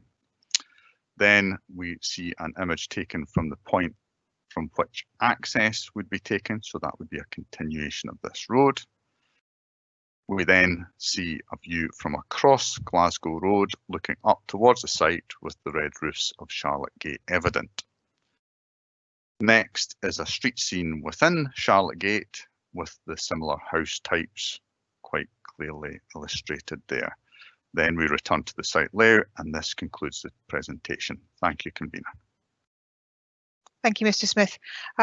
Again, also thank you there to Councillor Wilson coming in quite quickly with the question. I know you have a lot and I'm happy for you to go through them. Yeah, thank you very much indeed for doing that quickly. It stops me hesitating. Councillor Wilson, we'll start with you. I know you have 7 questions and I am happy for you to go through them all. And then we'll go to Councillor Gray and then Councillor Drysdale. Convener, because I've got quite a few questions, I'd like to defer to Councillor Gray and Councillor Drysdale first of all, because they may wish to raise some points. And I don't know if they've got quite as many questions as I have, but some of mine might be covered by their questions, and a courtesy, I'd like them to go first. No, that makes perfect sense, and I'm happy to do so. Councillor Gray. Thank you, Convener. Thank you, Councillor Wilson. I've got to say, I'd rather stick to the theme that a question should be a question and not a series of questions, because it's clear other people who might well have legitimate questions to ask similar to your own. So to give us all a fair bite of cherry, thank you very much for doing that. Yeah, my question really relates around the fact that this was an employment land site and is now a wholly residential site, or proposed to be. I'd just like some background on the feeling that, or some more background on the feeling that this is not justified any longer as an opportunity for employment land. I can see physical restrictions granted, but I'm aware that there is a concern that employment land as it is tends to all be down in the environment area or such similar employment land, and there is a feeling that there isn't enough opportunity for competition in the value of this land, and people coming here find it Perth's an expensive place to find employment land, and a greater variety of employment land might be to our interest if it could be found. And this was one such opportunity, is now going to be lost. And can it be made up by the fact that we are facing a dearth of employment opportunities lost due to the current pandemic, and therefore that could be made up by vacated properties within perhaps the centre of Perth as opposed to Inverarmond to make up this loss and account for the need to have 5 years supply of employment land. I hope there's a question in there. No, I think I got one there, Councillor Gray, but yeah, yeah, I'm going to pass that back to officers, and you'll be able to correct me if I'm wrong, but my understanding of that was that this was employment land. So one, really, why is it not going forward for employment land? And if we are pushing that to somewhere else, can that be made up in the centre of Perth with property that's already existing that can be regenerated into something? So hopefully Mr. Smith can come back with an answer to that. Yes, there are various parts to your question there. I think first of all, I'd probably concentrate on the site in itself and the reasoning why we consider that it's appropriate to bring it forward for housing. And the basic answer to that is that it's not viable for employment purposes. This is an area that's been allocated for that reason for quite some time. There have been efforts made to secure a party that can take it forward for employment purposes, but that is not viable to them for various reasons that you've mentioned and are set out in the report. So in terms of this site in itself, it's not going to come forward, it would appear, with all the reasoning that we've set out for employment purposes. So if that answers the first part of your question, Councillor Gray. The second part then is, well, how will this be mitigated? And again, we discussed that in the report. We set out in relation to the 5-year supply that this can be absorbed within those greater numbers. Where and when those areas would come forward and what spatial areas would be developed in relation to that is a matter for the market. The plan is there to identify areas where that can happen, and then it would come forward from there. So hopefully that will perhaps answer the second part of your question. We also, yes. Thank you, but we also happen to have Mr. Littlejohn on the here, who's also happy to add a supplementary to that. So if you could come in, David, and answer that, that might complete the question or the answer. Thank you very much, Councillor McCall. I guess we need to be mindful that the decision here today is obviously a planning decision, and Mr. Smith has outlined, very clearly that the planning rationale for supporting this application. But I guess, Councillor Gray, there's a kind of wider context to your question as well. As we know, land values, non-housing land values in Perth and Kinross are pretty low, and it's very difficult for the private sector in particular to bring forward employment, serviced employment land. Essentially the end value is often usually lower than the cost, which is why the council also intervenes in the market and provides serviced industrial land. In this particular case, I'm satisfied that the nature of the site is such that it will never be brought forward viably, and as Christian Smith has outlined, planning officers are in agreement of the evidence that's been provided. I'm also quite relaxed because there is a wider supply that's coming forward in the vicinity. You talked about the city centre, you talked about Inverarmond, but actually the Perth West will come forward in my view, and that's very close. And obviously the council will have an interest in what is provided at the Eco Innovation Park. So I think in the proximity of Broxton, Cherrybank, there will be additional employment land opportunities that we can bring forward in the future, and it's on that basis that I'm quite comfortable to have recommended this this application for approval. I hope that gives you a wee bit more of the background, Councillor Gray. Yeah, thank you. My thinking really was towards this being adjacent and in fact already connected to the housing development nearby, that we'll be looking for something which nearby where people could work. If they couldn't work from home, they could work very near home which is what this Cherrybank site lends itself to, both from the other side of it and from the west side of it here.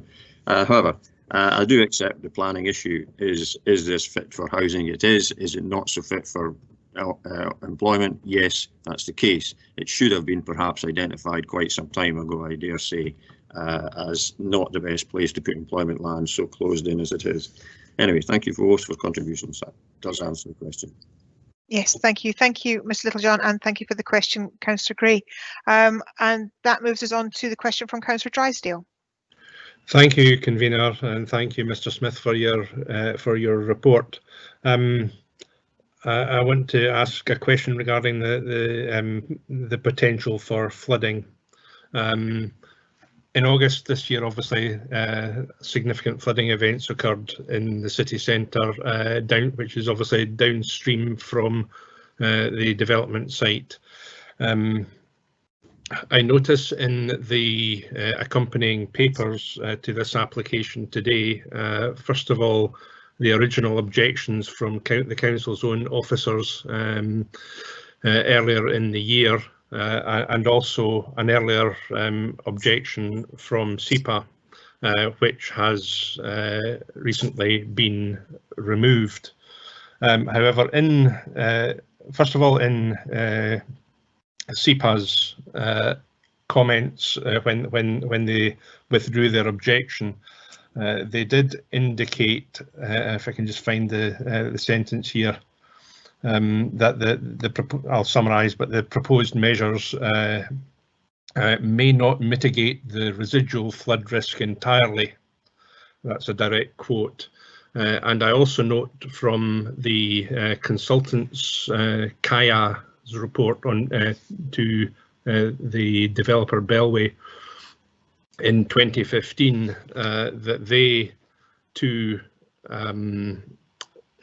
if you like, had a bit of a disclaimer right at the very last sentence of the report, which says risk of flooding can be reduced but not totally eliminated, given the potential for events exceeding design conditions. Now, as I say, in August, events exceeded design conditions. We know the pressure that the city's waterworks, if you like, are under in these extreme conditions. What assurances can be given that that this development, if approved, would not contribute in any way to any additional pressures downstream? Yeah, thank you very much indeed for the question. Can I ask councillors, and sorry to pick on you there, Councillor Drysdale, but it's not been the first one, but there's a time for comments and there's a time for questions, and I'm perfectly happy for councillors to put in a little bit so as to we know why the question's coming, but if it comes like a comment, I want that in the comment section and questions in the question section. So just a blanket reminder to everybody, please. Apologies, I have been accused of going on a bit at times. Just if we could keep the questions flowing, because that just keeps the committee going properly, and I will promise I will give everybody time for comments at the right time. So if I could pass that over to Gavin, please, for a question on the flooding. Thank you. Yep, thank you, convener. Just for everyone, my name's Gavin Bissett. I'm from the council's flooding team. So yeah, to answer your question there, Councillor Drysdale, which is essentially what assurances can be given that the development's not going to increase downstream flood risk.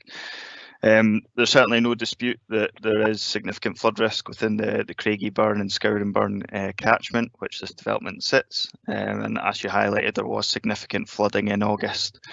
This site forms part of the wider master plan for this the Charlotte Gate development, and the drainage for this site was all included within the original designs. So all surface water arising from the development will be captured and routed into the existing drainage system.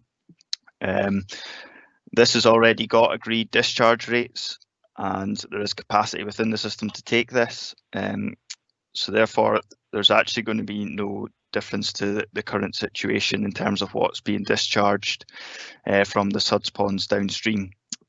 Another thing to note is that when we first agreed the wider master plan, we'd asked for a betterment or a reduced runoff rate from the site. So that is stricter than the sort of Greenfield rate that we use as a standard. So there is a betterment on, and this was requested due to the known flood risk downstream.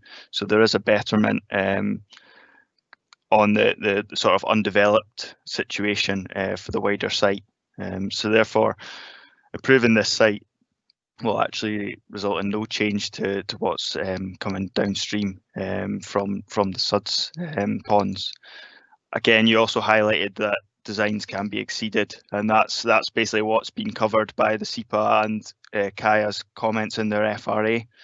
They're highlighting the fact that flooding is a natural event, and yes, we can design to certain standards, but there will always be something that can come along that's bigger.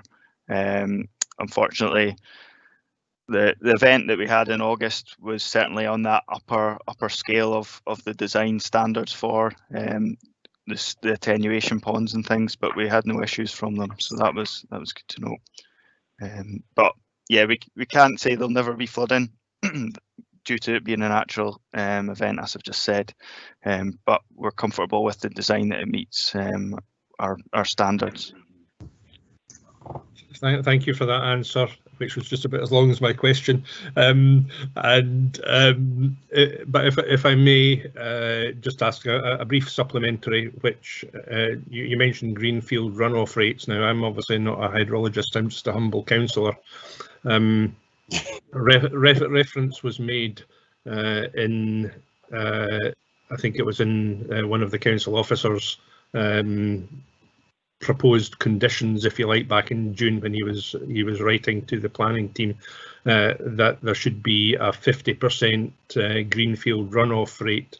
But in the other report from Kaya, I notice a very technical rate of 3.6 L/S/HA,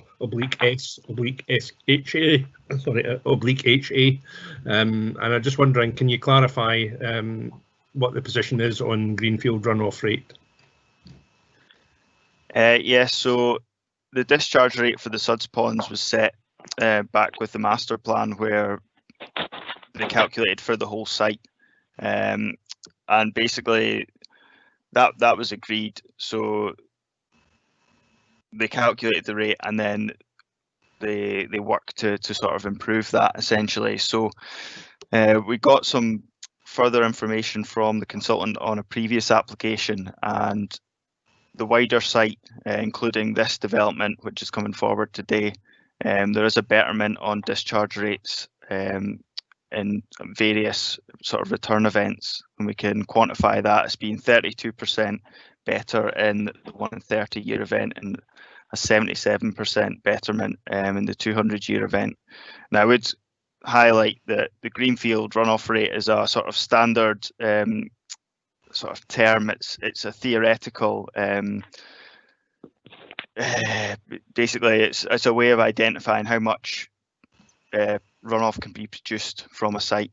So it's not an exact science, but it's a nationally standard approach. But what we've done is enforce stricter runoff rates, and this won't essentially change. Is kind of what I'm trying to say. The rate that currently discharges from the SUDS ponds just now will continue to be the rate if this development's approved and goes forward. Thank you. Thank you very much, and apologies, Mr. Bissett, Gavin, for not introducing you at the beginning. Okay, that then takes us on to Councillor Williamson. Your question, please. Thank you, Convener.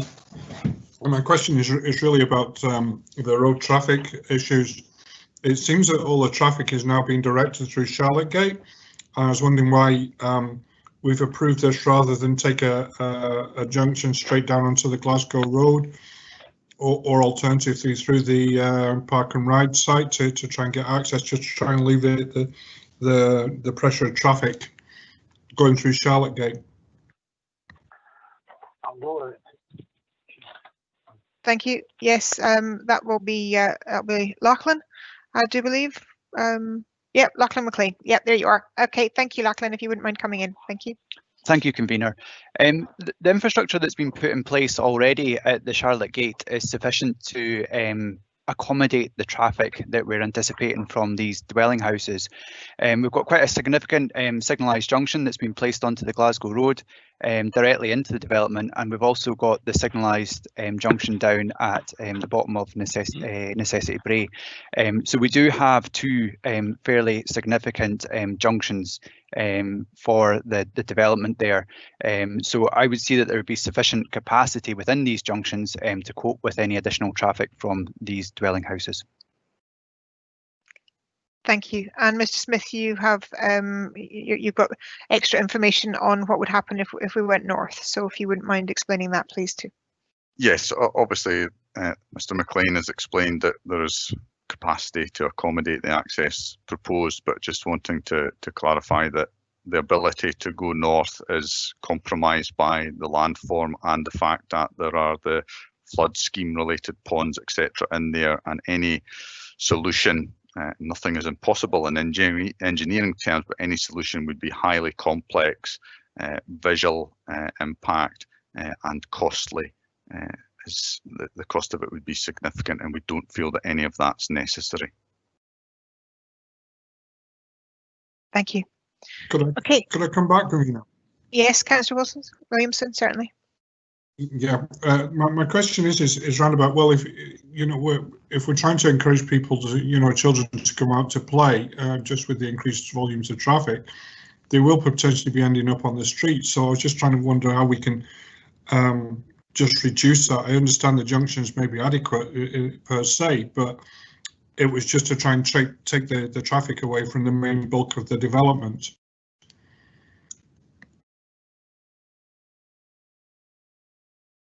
Mr. Smith, if you wouldn't mind coming back on that.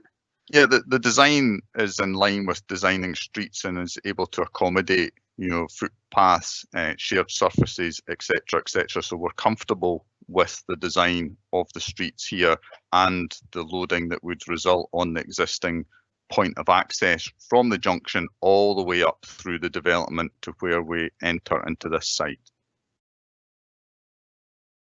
Okay, thank you, Convener. Thank you. And that brings us round to Councillor Wilson. Again, Councillor Wilson, thank you very much for allowing people to go first.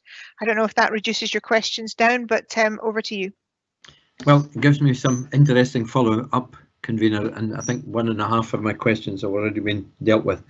If this is no longer fit for purpose as employment land, why did it land up in LDP 2 as an employment land? Again, I'll put that over to Mr. Smith, but yeah, thank you very much indeed. Yes, it's identified in LDB2 following a high-level analysis of various types of land and locations, etc., etc. You would have seen there's a planning history, etc., related to this. However, as time has passed and as more information has become available, and then as we've set out in the report and has been discussed by Mr. Littlejohn as well, we are of the view that this is no longer suitable for that purpose. Therefore, we're looking for an alternative purpose, and we consider that the housing proposed here is acceptable as a departure to the development plan.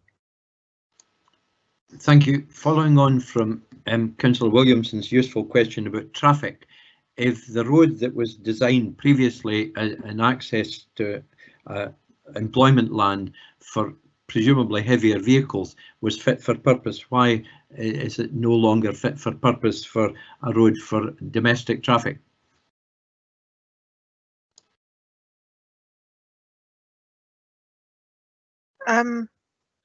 Yeah, I think if we could have Mr. McLean to come in on that, and then over to Mr. Smith. Thank you. Thank you, Convener. Having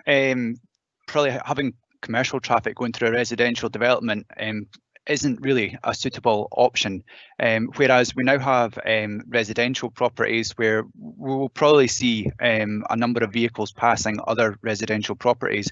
We do have footways on both sides of the road, so I don't really foresee that being a major concern.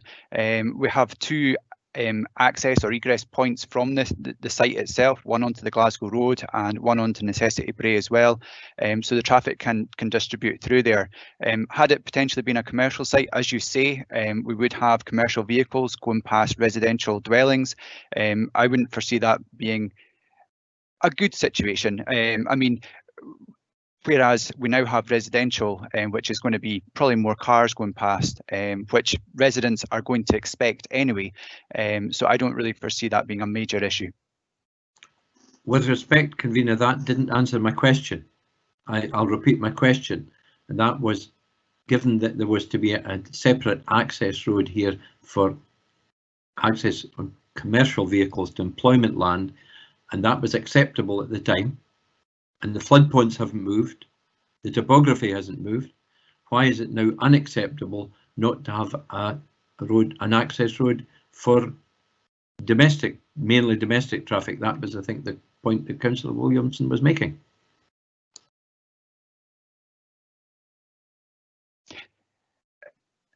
I think in terms of having an additional access, yes, that could be put in place. But I think what I'll do is I'll pass you over to Mr. Smith. He might be able to answer this better. Yeah. Thank you. Mr. Smith. Yes, thank you. And I know I understand your question, Councillor Wilson.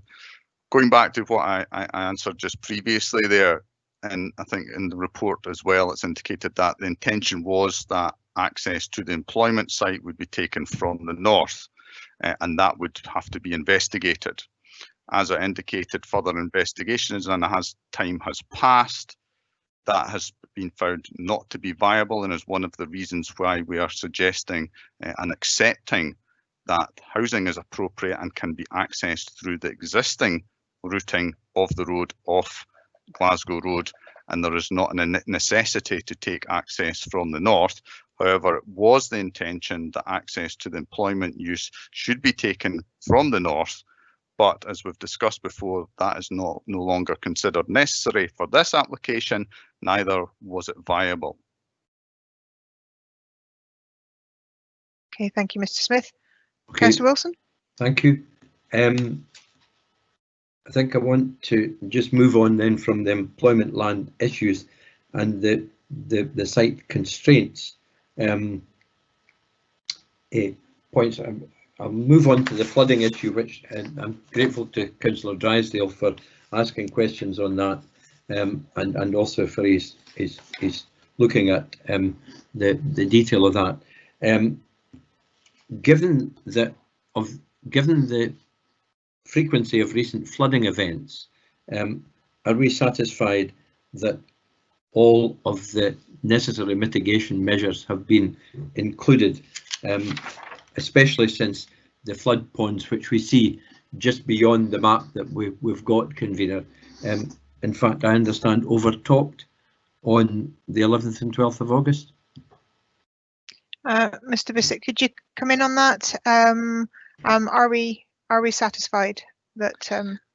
Yeah. Yes, we are satisfied. As far as we're aware, actually, in August, the two wet ponds, which are the ponds just to the north of the site, that form part of the Perth Flood Prevention Scheme, they never actually overtopped. There is a dry pond which is north of the Glasgow Road. We understand that one was exceeded during the event, but the two wet ponds to directly north of the site never overtopped. There was, I believe, reported issues of potential seepage, and the council carried out inspections of the Perth Flood Protection Scheme following the August event with a reservoir engineer, and they concluded that there was no concerns regarding the wet ponds directly north of the site, and that the potential source of the seepage might have been runoff from the surrounding land, and bypassing that.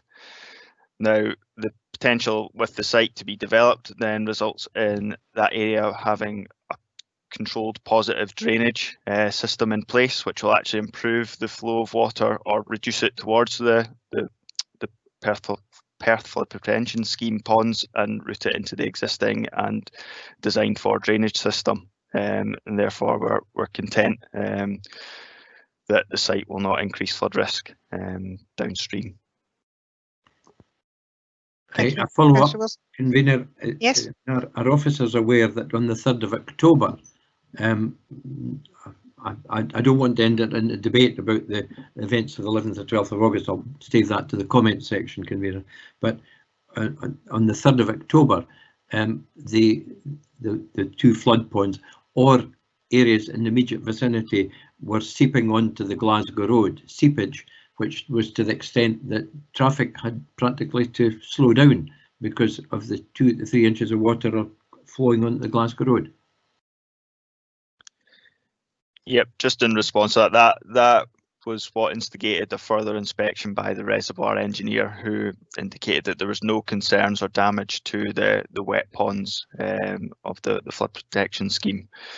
And as I said, they believed the source of the water was runoff from the immediate surrounding land, which is steeply sloping, obviously. And as I've said, the potential of the development to move forward may actually reduce that risk. Final question on flooding, Convener, and then I'll let it go for the moment. Is that are the officers content that the drainage from the number of houses proposed is less than it is currently at the moment as open land, and that there's sufficient mitigation, additional mitigation included in the plans to help reduce the risk, and that's all we can do, reduce the risk of further flooding to the extent that we had on 11th, 12th of August. Again, over to yourself, Mr. Bissett. No problem. Yeah, as I sort of tried to clarify to Councillor Drysdale's question, this site has been included for in the overall site's drainage design, and therefore there is capacity in the system, and the discharge rates that are put into the scour and burn downstream will not increase from what already exits the site. So with regards to that, we are content. There is also a condition on the proposed approval, which will look at the detailed drainage design, which will offer additional opportunity to further confirm that this is the case. Sorry, Councillor Wilson, you're on mute. If you could do that so we can hear you. Thank you. It's hand characteristic to switch myself off too early. I thank Mr. Bissett for his answers, and I'll leave it at that at the moment. We'll return at the debate stage. Thank you. Okay, thank you, Councillor Wilson. There are no more questions in the meeting chat, so that will allow me to move on to moving the paper, which I'm happy to do myself. I don't see anybody pinging up straight away, so I'm happy to move the paper. I just want to state that, yeah, in a local development plan, we put forward proposed sites for employment land, and it isn't until we actually start to assess these, or these get assessed, that we find out whether that actually is something that becomes easy to do or is specifically difficult to do. I think in this case that we've found one, and especially when there's many other employment sites dotted all over Perth and Kinross, that we also have found one that is better suited to becoming a housing area, which is the proposal that's in front of us today. When it comes to the flooding issues, I'm sorry, I guess I've moved into, I'm doing exactly what I said I don't want other people to do. I'm moving into my comments. I can do that in my summing up. I'm happy to move the paper. It has been put forward for a housing site. That is the application that's in front of us. It has been assessed. In doing so, we found out that we're actually going to have a better position in flooding than we would have if we were leaving it as an open site, and as such, I'm happy to move the paper, and I can see that Councillor James is happy to second, so I'll go to Councillor James and then we'll go to Councillor Wilson. Thank you. Councillor James. Thanks, Convener. Yeah, not ideal, but it is what it is. Yes, there are concerns regarding the flooding, and rightly so. You know, if it floods in the summer. However, we've been told the drainage which will be in place with this housing will go some way towards mitigating all of this. If it's not good for employment, I'd much rather it was used for housing, because we are, despite building an awful lot, still short of housing, and this goes some way to solving some of our housing problems. So I'm more than happy to second you, convener. Thank you, Councillor James. Councillor Wilson, you have an amendment. Thanks, convener. I'd like to move an amendment that we defer a decision today and seek further information on the flooding issues. We'll leave aside all the debate about employment land, etc. That's maybe to be continued in another place for another day, in the principles, convener. I've grave concerns about us even thinking about approving this today without further information on flood and flood attenuation. In the last 20 years, we've had numerous flood events, if we call it the Scoring Burn, Craigieburn Valley. And in the last 3 months, on the 11th, 12th of August, the 3rd of October and the 3rd and 4th of December, we've had one catastrophic flood event and 2 significant flood events when flooding has occurred in domestic properties on each occasion. So this is real time. This is now. This is based on current experience. I listened carefully to the answers that the officers gave on flooding, but I'm not convinced, convener. I think we need more information. I think, first of all, we need information on the technical inspection of the wet ponds that that Gavin Bissett referred to. So that's the first one. We need detail on that. We've had a brief report to say the engineer arrived after the vegetation had been cleared away and said it was okay. I want to see that report. I think the committee should see that report and get our view and our comments on it. I think we need an update on the flooding measures being taken in the Bellway site and the Persimmon site. Persimmon have failed for 3 years to carry out the proper flooding attenuation work on their site. Bellway have several items outstanding and they're the current applicants. I want to see an update report from enforcement, planning enforcement on that. I think recently Scottish Water featured in the Perthshire Advertiser last weekend to say that their drainage systems were inadequate. I think I would ask for an update from Scottish Water in relation to this site. And also, and I've referred back to Councillor Drysdale's useful questions, that we ask in writing from SEPA, from the committee, for an update on their situation, because they appear to have changed their mind on this. They had concerns about it. They now no longer have concerns. I wonder if these concerns were ameliorated before the recent 3 flood events over the last 3 months. There's a timing issue here, convener, that I think is really crucial. And these are the 4 bits of info, at least the 4 bits of information that I think we would need. I think we also should have an update on the recent flood events that are there and the effect they have, because the water that is flowing from whether it's houses or employment land or open space as it is at the moment, is landing up in the same place. My opinion, building houses will increase the potential for flooding, but I'll rest my case there, convener, as for a deferral for further information on these 4 or 5 points. Thank you. I'm just trying to get a little bit of information from behind the scenes, just to make sure that we've got that. I'm happy to go to Councillor Drysdale, but then we'll for the seconding, and then we'll just make sure that we know what it is you're looking for, and we'll check with legal and go through that area. So Councillor Drysdale first, please. Thank you, convener, and thank you, Councillor Wilson, for your proposed amendment. with which I concur. In fact, I had been contemplating, and I'm still contemplating, if this amendment is deemed to be not competent for any reason, I am considering a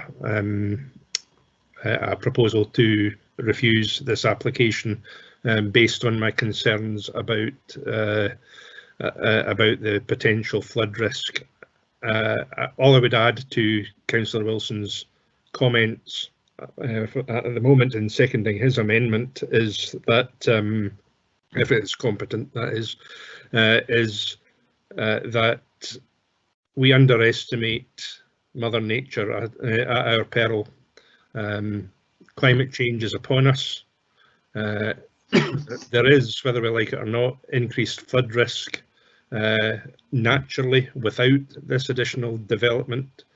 I am very reluctant indeed to increase in any way that flood risk, and I can't help but come back to one of the comments that I made in my original question / remarks, that there is no guarantee. There are no guarantees here, and all officers are able to offer in terms of the condition 15 is to reduce flood risk, and the comments from the consultant's report and from the planning officer earlier in the year, none of these gave any guarantees, and all I'm saying is that we underestimate nature at our peril, and I would urge caution on this one, and I would support the amendment accordingly. Okay, thank you very much indeed for that. Councillor Barnacle, I know you have a comment to make. That will come in at the right time. I would like to just get some legal advice. Also, and just to check with officers that we know what it is that Councillor Wilson is asking the deferral to be on. It has raised 4 points, and make sure that just double checking that the information that's being requested is going to meet that and is going to give us new information. So can I ask Mr. Elliott first and foremost if we're competent and if you need clarification? Mr. Elliott. Thank you, convener. First point I would make in terms of any deferral, as members will know, is if you do defer an application, there's a possibility of a non-determination appeal by the applicant. That's something to consider. Now, in terms of the details of the deferral, I have around 5 matters which Councillor Wilson mentioned. I do have concerns over a couple of them at least. If I go through them point by point, what I've got is defer for further information on flood risk. The first one I have is information regarding the inspection of the wet ponds. I'm not sure about producing the whole report, Councillor Wilson, but certainly further information about the inspection of the wet ponds following recent flooding. The second point regarding updated flood measures of the building site and the planning enforcement, I'm not sure about that, Councillor Wilson. That relates to what is, yes, technically not part of this red line application. It's not part of this site. And planning enforcement's planning enforcement. That is a regime that lies elsewhere. And I'm not clear how that would affect this particular application. So at the moment, I'm not seeing how that would be gaining more information relevant to this application. That's the second part, Councillor Wilson. The third part was in relation to Scottish Water. Again, we'd need to be sure, and their existing systems being inadequate. Now, we'd have to be sure that that is affecting this application, because that's further downstream, and we're talking about the water coming off this site down to that point. So I'm not clear at the moment that that would actually affect consideration of the application. I understand there are obviously clear issues. In terms of SEPA, your fourth point, Councillor Wilson, my understanding is they came back in November and do make specific reference to the August situation.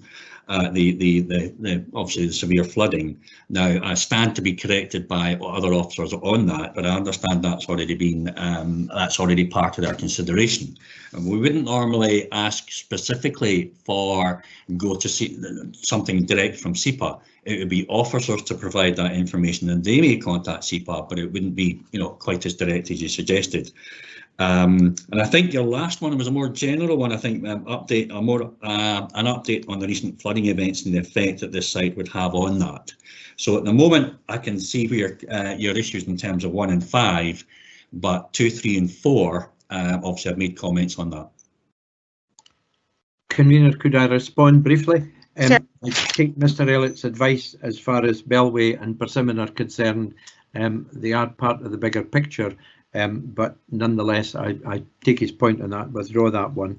As far as the Scottish Water is concerned, yes, they're for both surface water and drainage, but the drainage, the accumulation of surface water and drainage affects flooding in actually in the Persimmon site and the Bellway site, but also at Cherrybank and Craigie, and therefore I think getting a further update from Scottish Water on the drainage system is particularly important. For instance, Convener, the volume of water was such in the drains, at least at the August occurrence, that the lids were flying off the drain 3 or 4 feet high in the air. Therefore, so I think it's a sufficient reason to it's the combined system and its combined effect on flooding that I think my case is made there, that we want information from Scottish Water. And I think in relation to the SEPA point, they maybe replied in November, but I don't know if that was I need to see more information to see if that referred to the 11th, 12th of August events, but also the beginning of October, and it certainly didn't refer to the December events.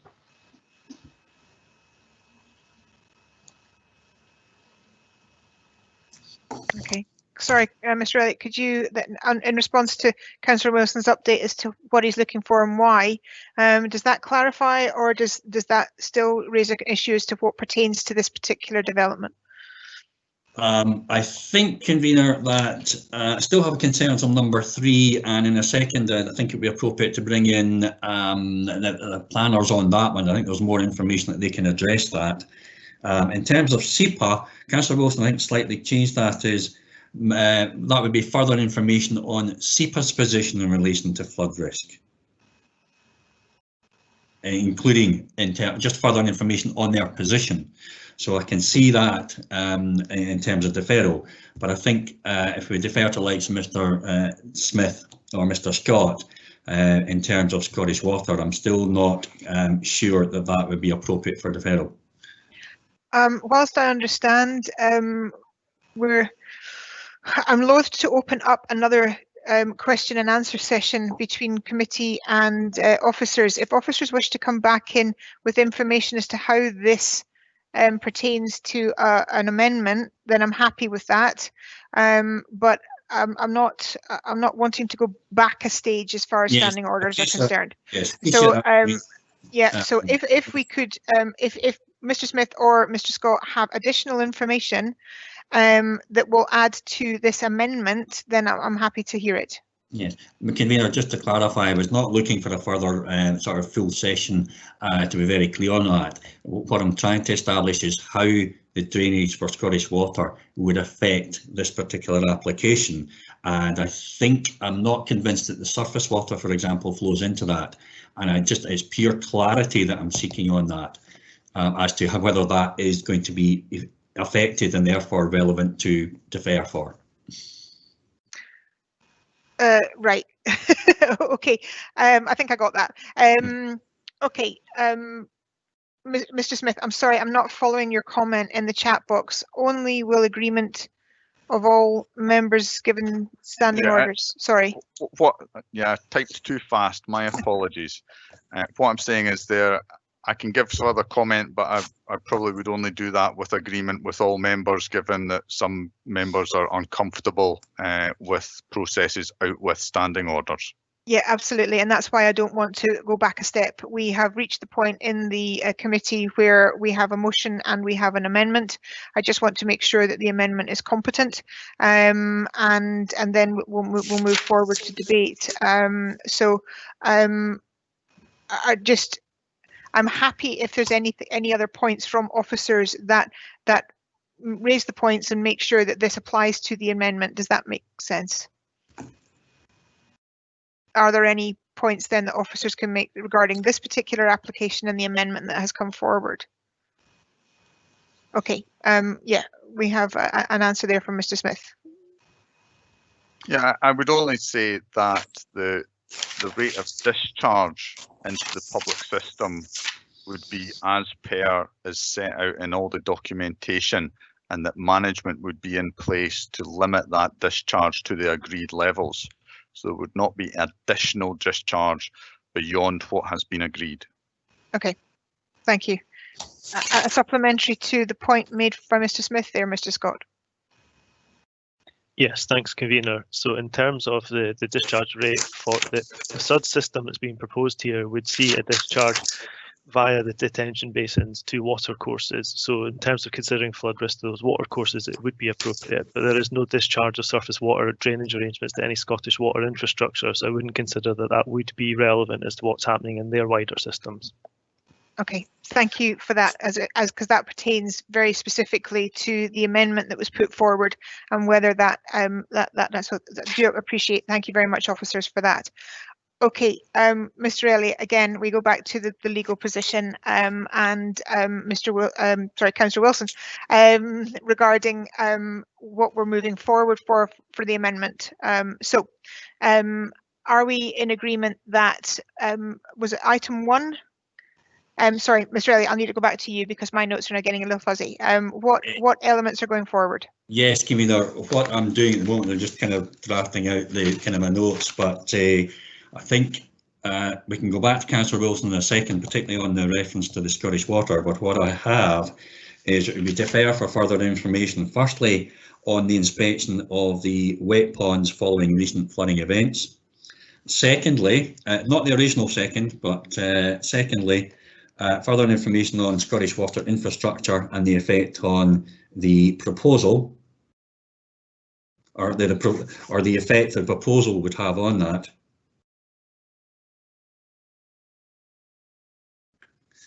And thirdly, I think I said further information on SEPA's position on flooding and whether there have been account of recent flood events, which is overlapping to the last one. An update on the recent flooding events, further information on the recent flooding events,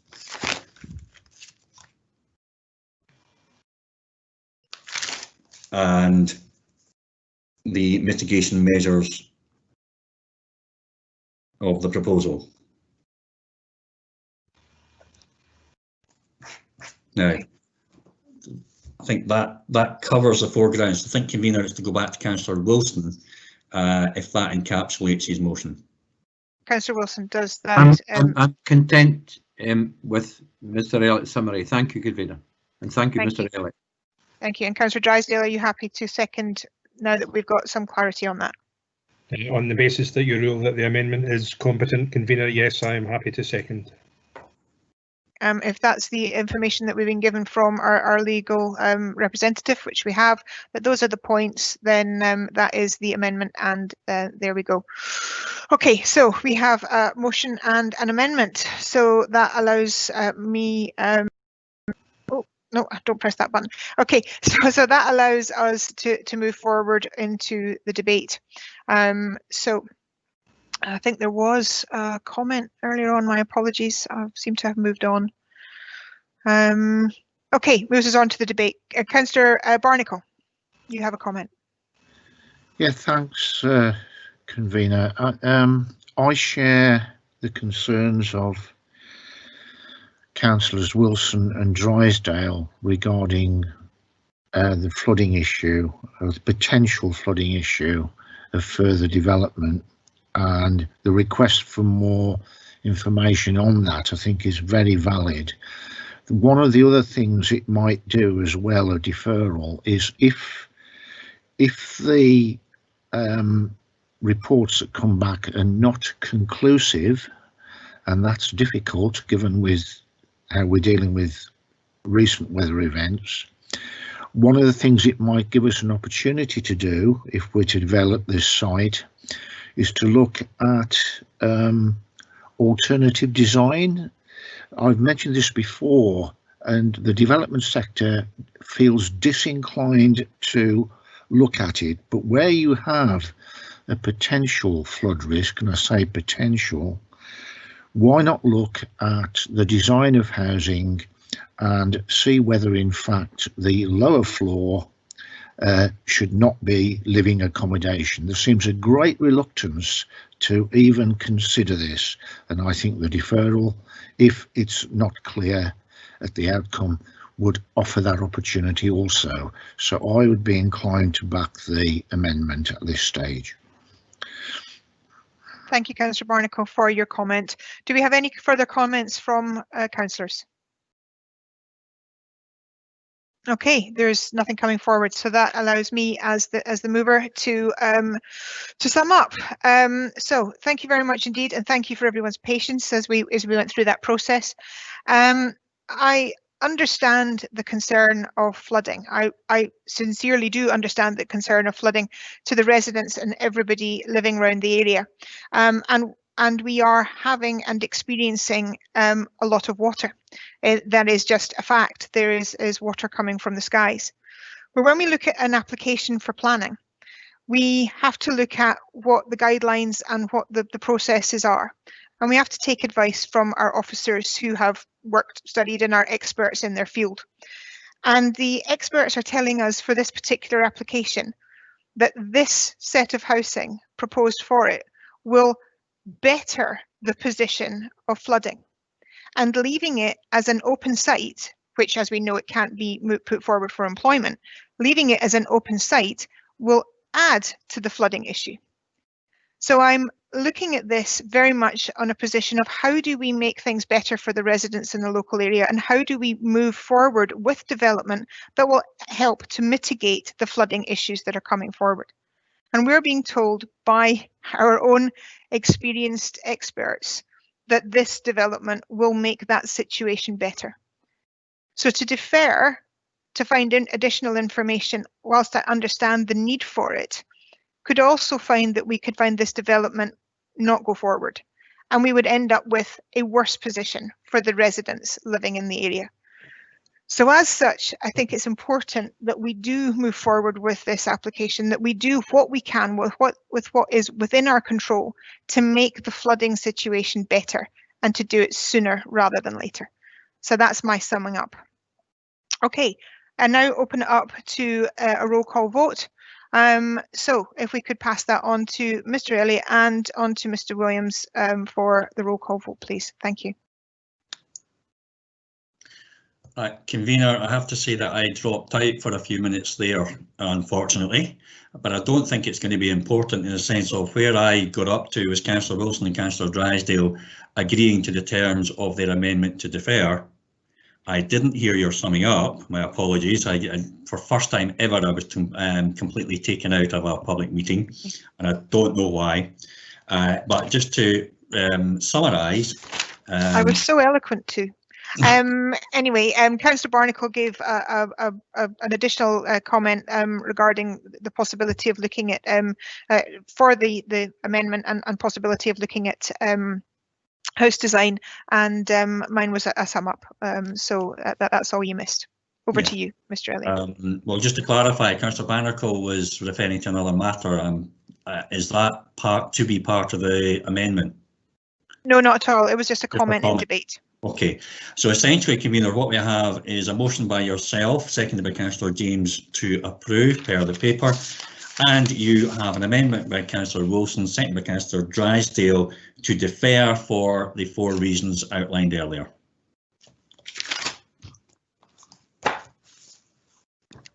Absolutely, thank you. So we now move on to the roll call vote, if that's possible. We can move on to that. Thank you.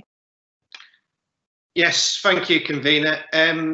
Just a quick point of housekeeping from the start of the meeting, as everyone's already aware, who's been in the meeting all along, but just for anyone who's sort of coming recently, obviously Councillor Anderson had to leave the meeting following the first following consideration of the first application. So obviously he's no longer part of the meeting and won't be part of the roll call.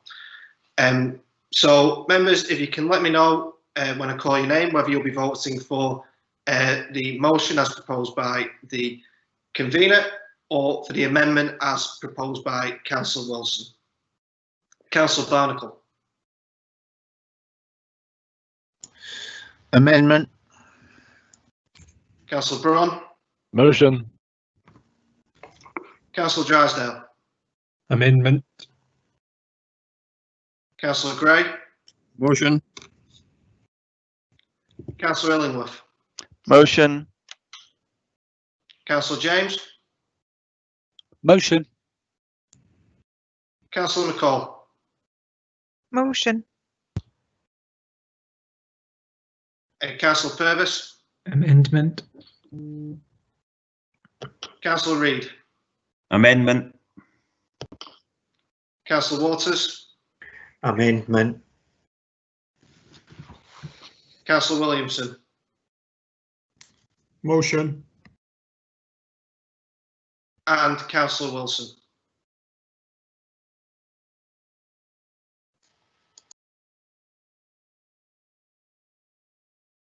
So I've been muted, Councillor Wilson.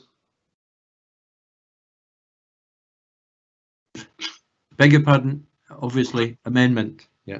Thank you. Yes, so that I just obviously needed to confirm officially.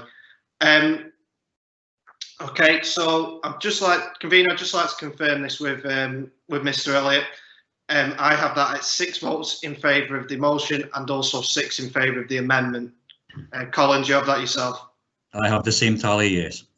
Okay, so in accordance with standing orders, obviously as that's a tied vote, convener, we'll go to you for the casting vote. I vote for the motion. Okay, thank you, convener. So with that, the motion will carry. Thank you, and thank you very much indeed. Councillor Gray, I see that you've put a comment up slightly after, but I'm happy for you to make your comment if you wish to. No, the comment I've made afterwards purposely. Can I just suggest that if flooding is an issue on this small site in the Cherrybank vicinity, then we have one serious problem to consider when the development of Perth West goes ahead, simply because the trajectory of water in this valley is past this very site, and we're talking about a very large area proposed to be developed in the relatively near future. In fact, was referred to today already. So we need to do some very serious thinking about the trajectory and movement of water in the future down this valley. Thank you. Thank you for the comment, and thank you everyone. I think that was a robust debate, and I don't like it when it comes to such a close run thing, but we are where we are. So thank you for that. And that brings us on to Convener, the last... are we having a short break? Yeah, I was just going to say that. My apologies. I'm happy to give a 10-minute recess. We do only have one left, and I would like to get on to that. Is 10 minutes okay for everybody for a comfort break? That's fine. I agree entirely with Tom Gray's comment, convener. Okay. My comment, one-liner, you ain't seen nothing yet. Thank you. Okay, thank you for that. Okay, everybody. Back in 10 minutes. Yes, absolutely. If we could keep it as close to the 10 minutes exactly as possible. I know that makes it 18 minutes past 12, but I would like to get on. So thank you.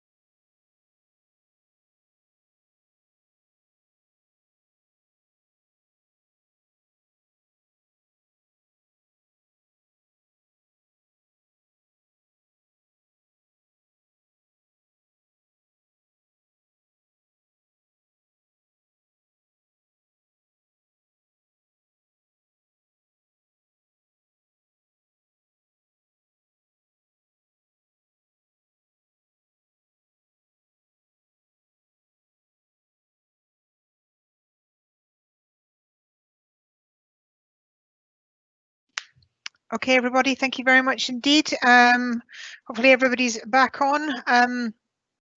Are we, can I just ask, is everybody back on rather than, will we just go through a quick roll call? Would that be the best thing to do? Yes, I think we will, if you don't mind, Mr. Williams, if you could just do a quick roll call again. I understand Councillor Anderson's not here, but just because everybody's signed on doesn't mean that they're back, and I really would prefer to just go through that properly. So if you could do that for me, that would be great, Danny. Thank you. Yeah, absolutely, convener. Okay, everyone, so if you just let me know when you're back in. Councillor Barnacle. Present. Councillor Braun. Present. Councillor Drysdale. Present. Councillor Gray. Present. Councillor Illingworth. Present. Councillor James. Present. Convener, we know you're back. Councillor Purvis. Present. Councillor Reid. Present. Councillor Waters. Present. Councillor Williamson.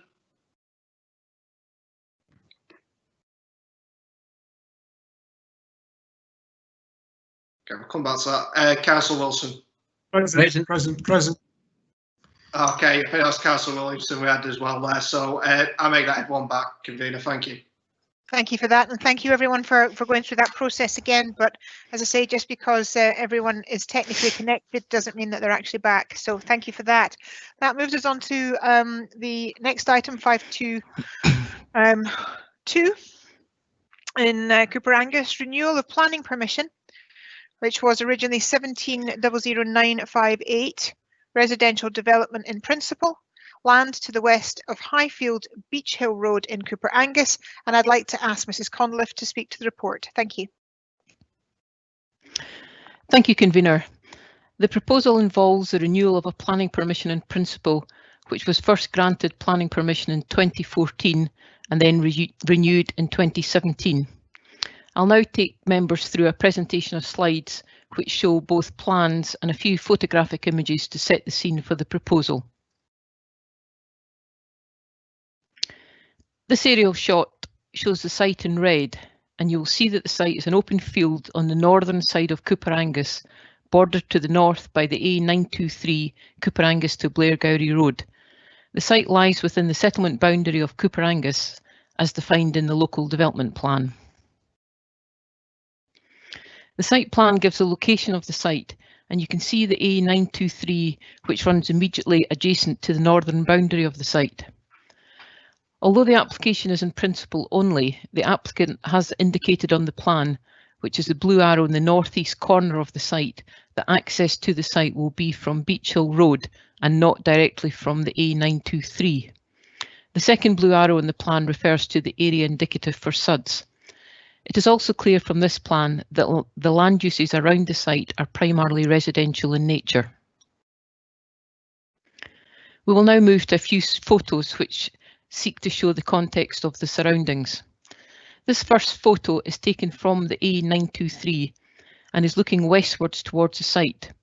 Just about halfway along the road on the southern side, which is to the left-hand side of the screen, you should just about be able to make out a post, which is in fact a for sale sign, and this is located at the northeastern corner of the site, so approximately where you see the autumn coloured trees on the left-hand side. This second photo is taken from the north side of the A923 looking across the road to the site. This time you can see the for sale sign more clearly, and the site then extends from this position both southerly and westerly to the line of the trees that form the western boundary. From this you can see that the site is on raised land from the level of the A923. This photo shows the proposed access to the site along Beach Hill Road, and we're looking in a northerly direction down the hill in the direction of the A923 to the entrance to the site. The road is clearly narrow but already serves a number of properties along its full length from its junction with Bogside Road to the south.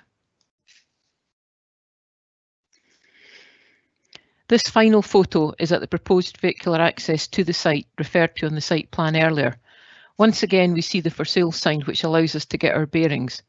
The application site is unused land and at the end of Beach Hill Road, which is elevated above the A923 but with this gated access at road level. That concludes the slides. Thank you, Convener. Thank you, Mrs. Conliffe, for the presentation. Okay, so we have a deputation. So is Mr. Roche on the phone or with us? Hello? Hello? Mr. Roche?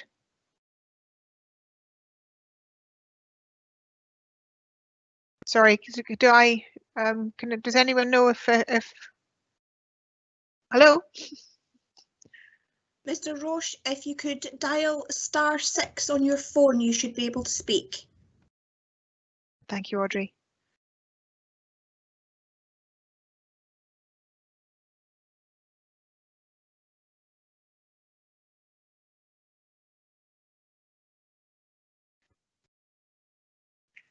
Hello. Hello. Hello. Yes. Yeah, thank you very much. Oh, indeed. you can hear me. Yes, We I'm can sorry now. about that. No, please don't worry about it. No, that's absolutely fine. You're with us now. That's absolutely great. Thank you very much indeed. Right. Okay. Thank you. I'm going to pass you on to my vice convener, Councillor Braun. He goes through the Yes. timing and he'll go through that with you, and then you'll come back to me for some questions. So thank you very much Okay. indeed. Over to Councillor Braun. Thank you. Thanks, Convener. Mr. Roche, you can hear me okay, I presume? Yes. Fine. Okay, now you have 5 minutes to give your presentation. I will interrupt you at the 4-minute mark to warn you that you have 1 minute left to go. Given I can't see you, when you're happy with that, when you start speaking next, I will start the timer. Okay. Okay. Yes. Thanks the members for the opportunity to speak. This proposal has been goes back a long way, and it may be that some of the members are unfamiliar with it, but some may be rolling their eyes. The proposal to build houses in this small field was a bad idea then, and it remains so. In fact, it's worse for reasons that I'll come to.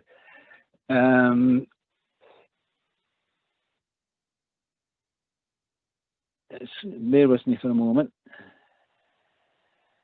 Yes, in 2012, it goes back as far as this, your own planning officers objected strongly to the idea of such, and I quote, a visually prominent field in which merges with open fields to the west.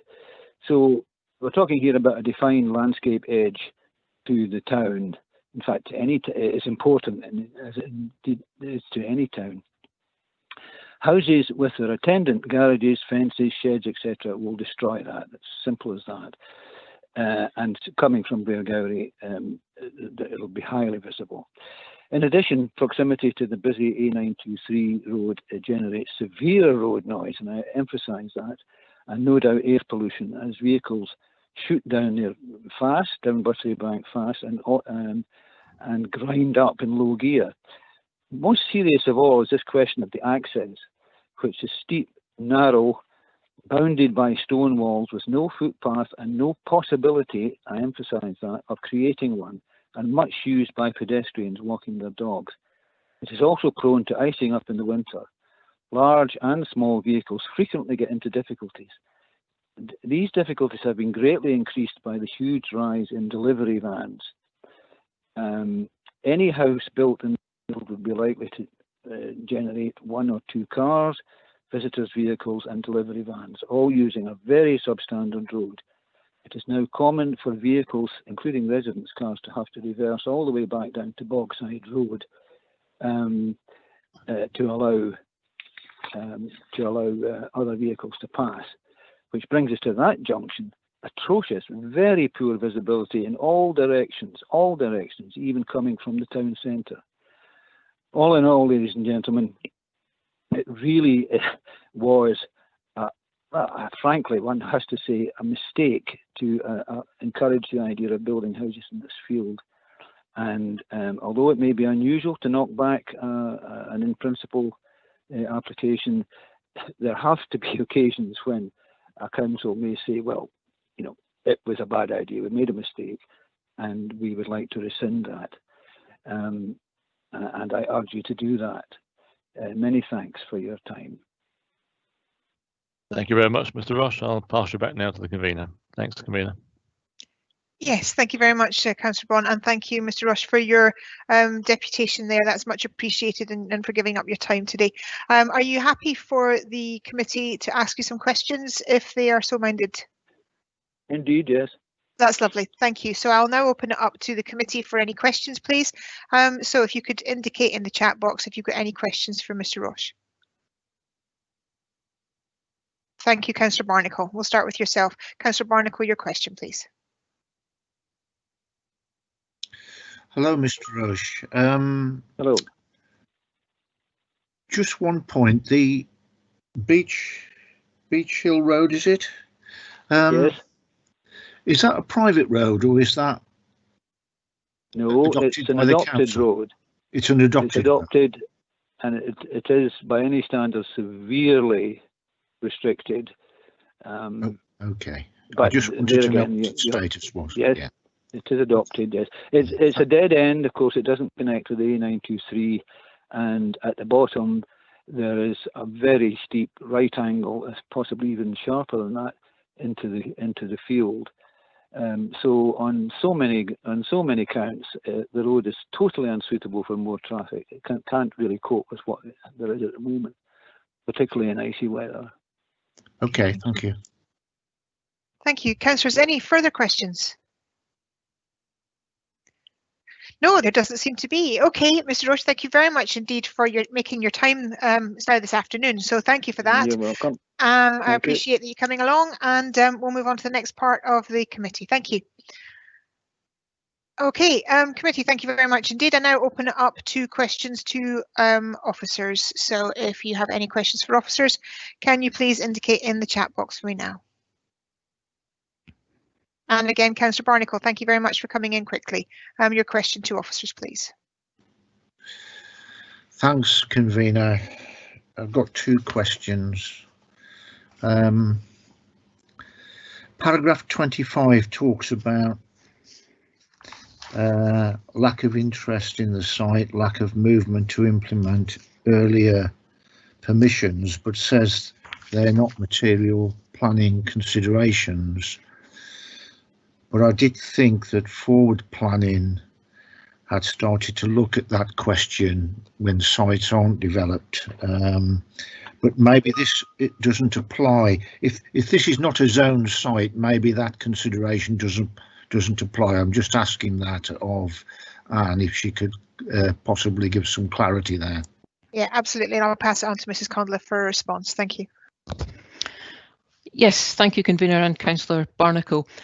Yes, I mean, this is not a zoned site. It is clearly within the settlement boundary and therefore appropriate for residential use. So it's not one that our forward planning strategy colleagues would be going back and chasing up, although they will when there has been an application approved. But the information that we have from the applicant when they submitted this renewal was that they are speaking to potential developers of the site, and that there wasn't time to put in an approval of matter specified condition application, and therefore they came in with the renewal. Now, whether that will continue, we don't know, but certainly we believe that there are people who are interested in developing the site. Convener, could I possibly make one small addition? No, I'm terribly sorry. Okay. That's not the way the standing orders work. My apologies. I'm sorry for that. We're now on to questions for officers. Councillor Barnacle, you said you had a second question. Not really. That's answered it, actually, convener. Thanks. Okay, thank you. Okay, so are there any further questions for officers on this application? No, there don't seem to be any questions coming forward.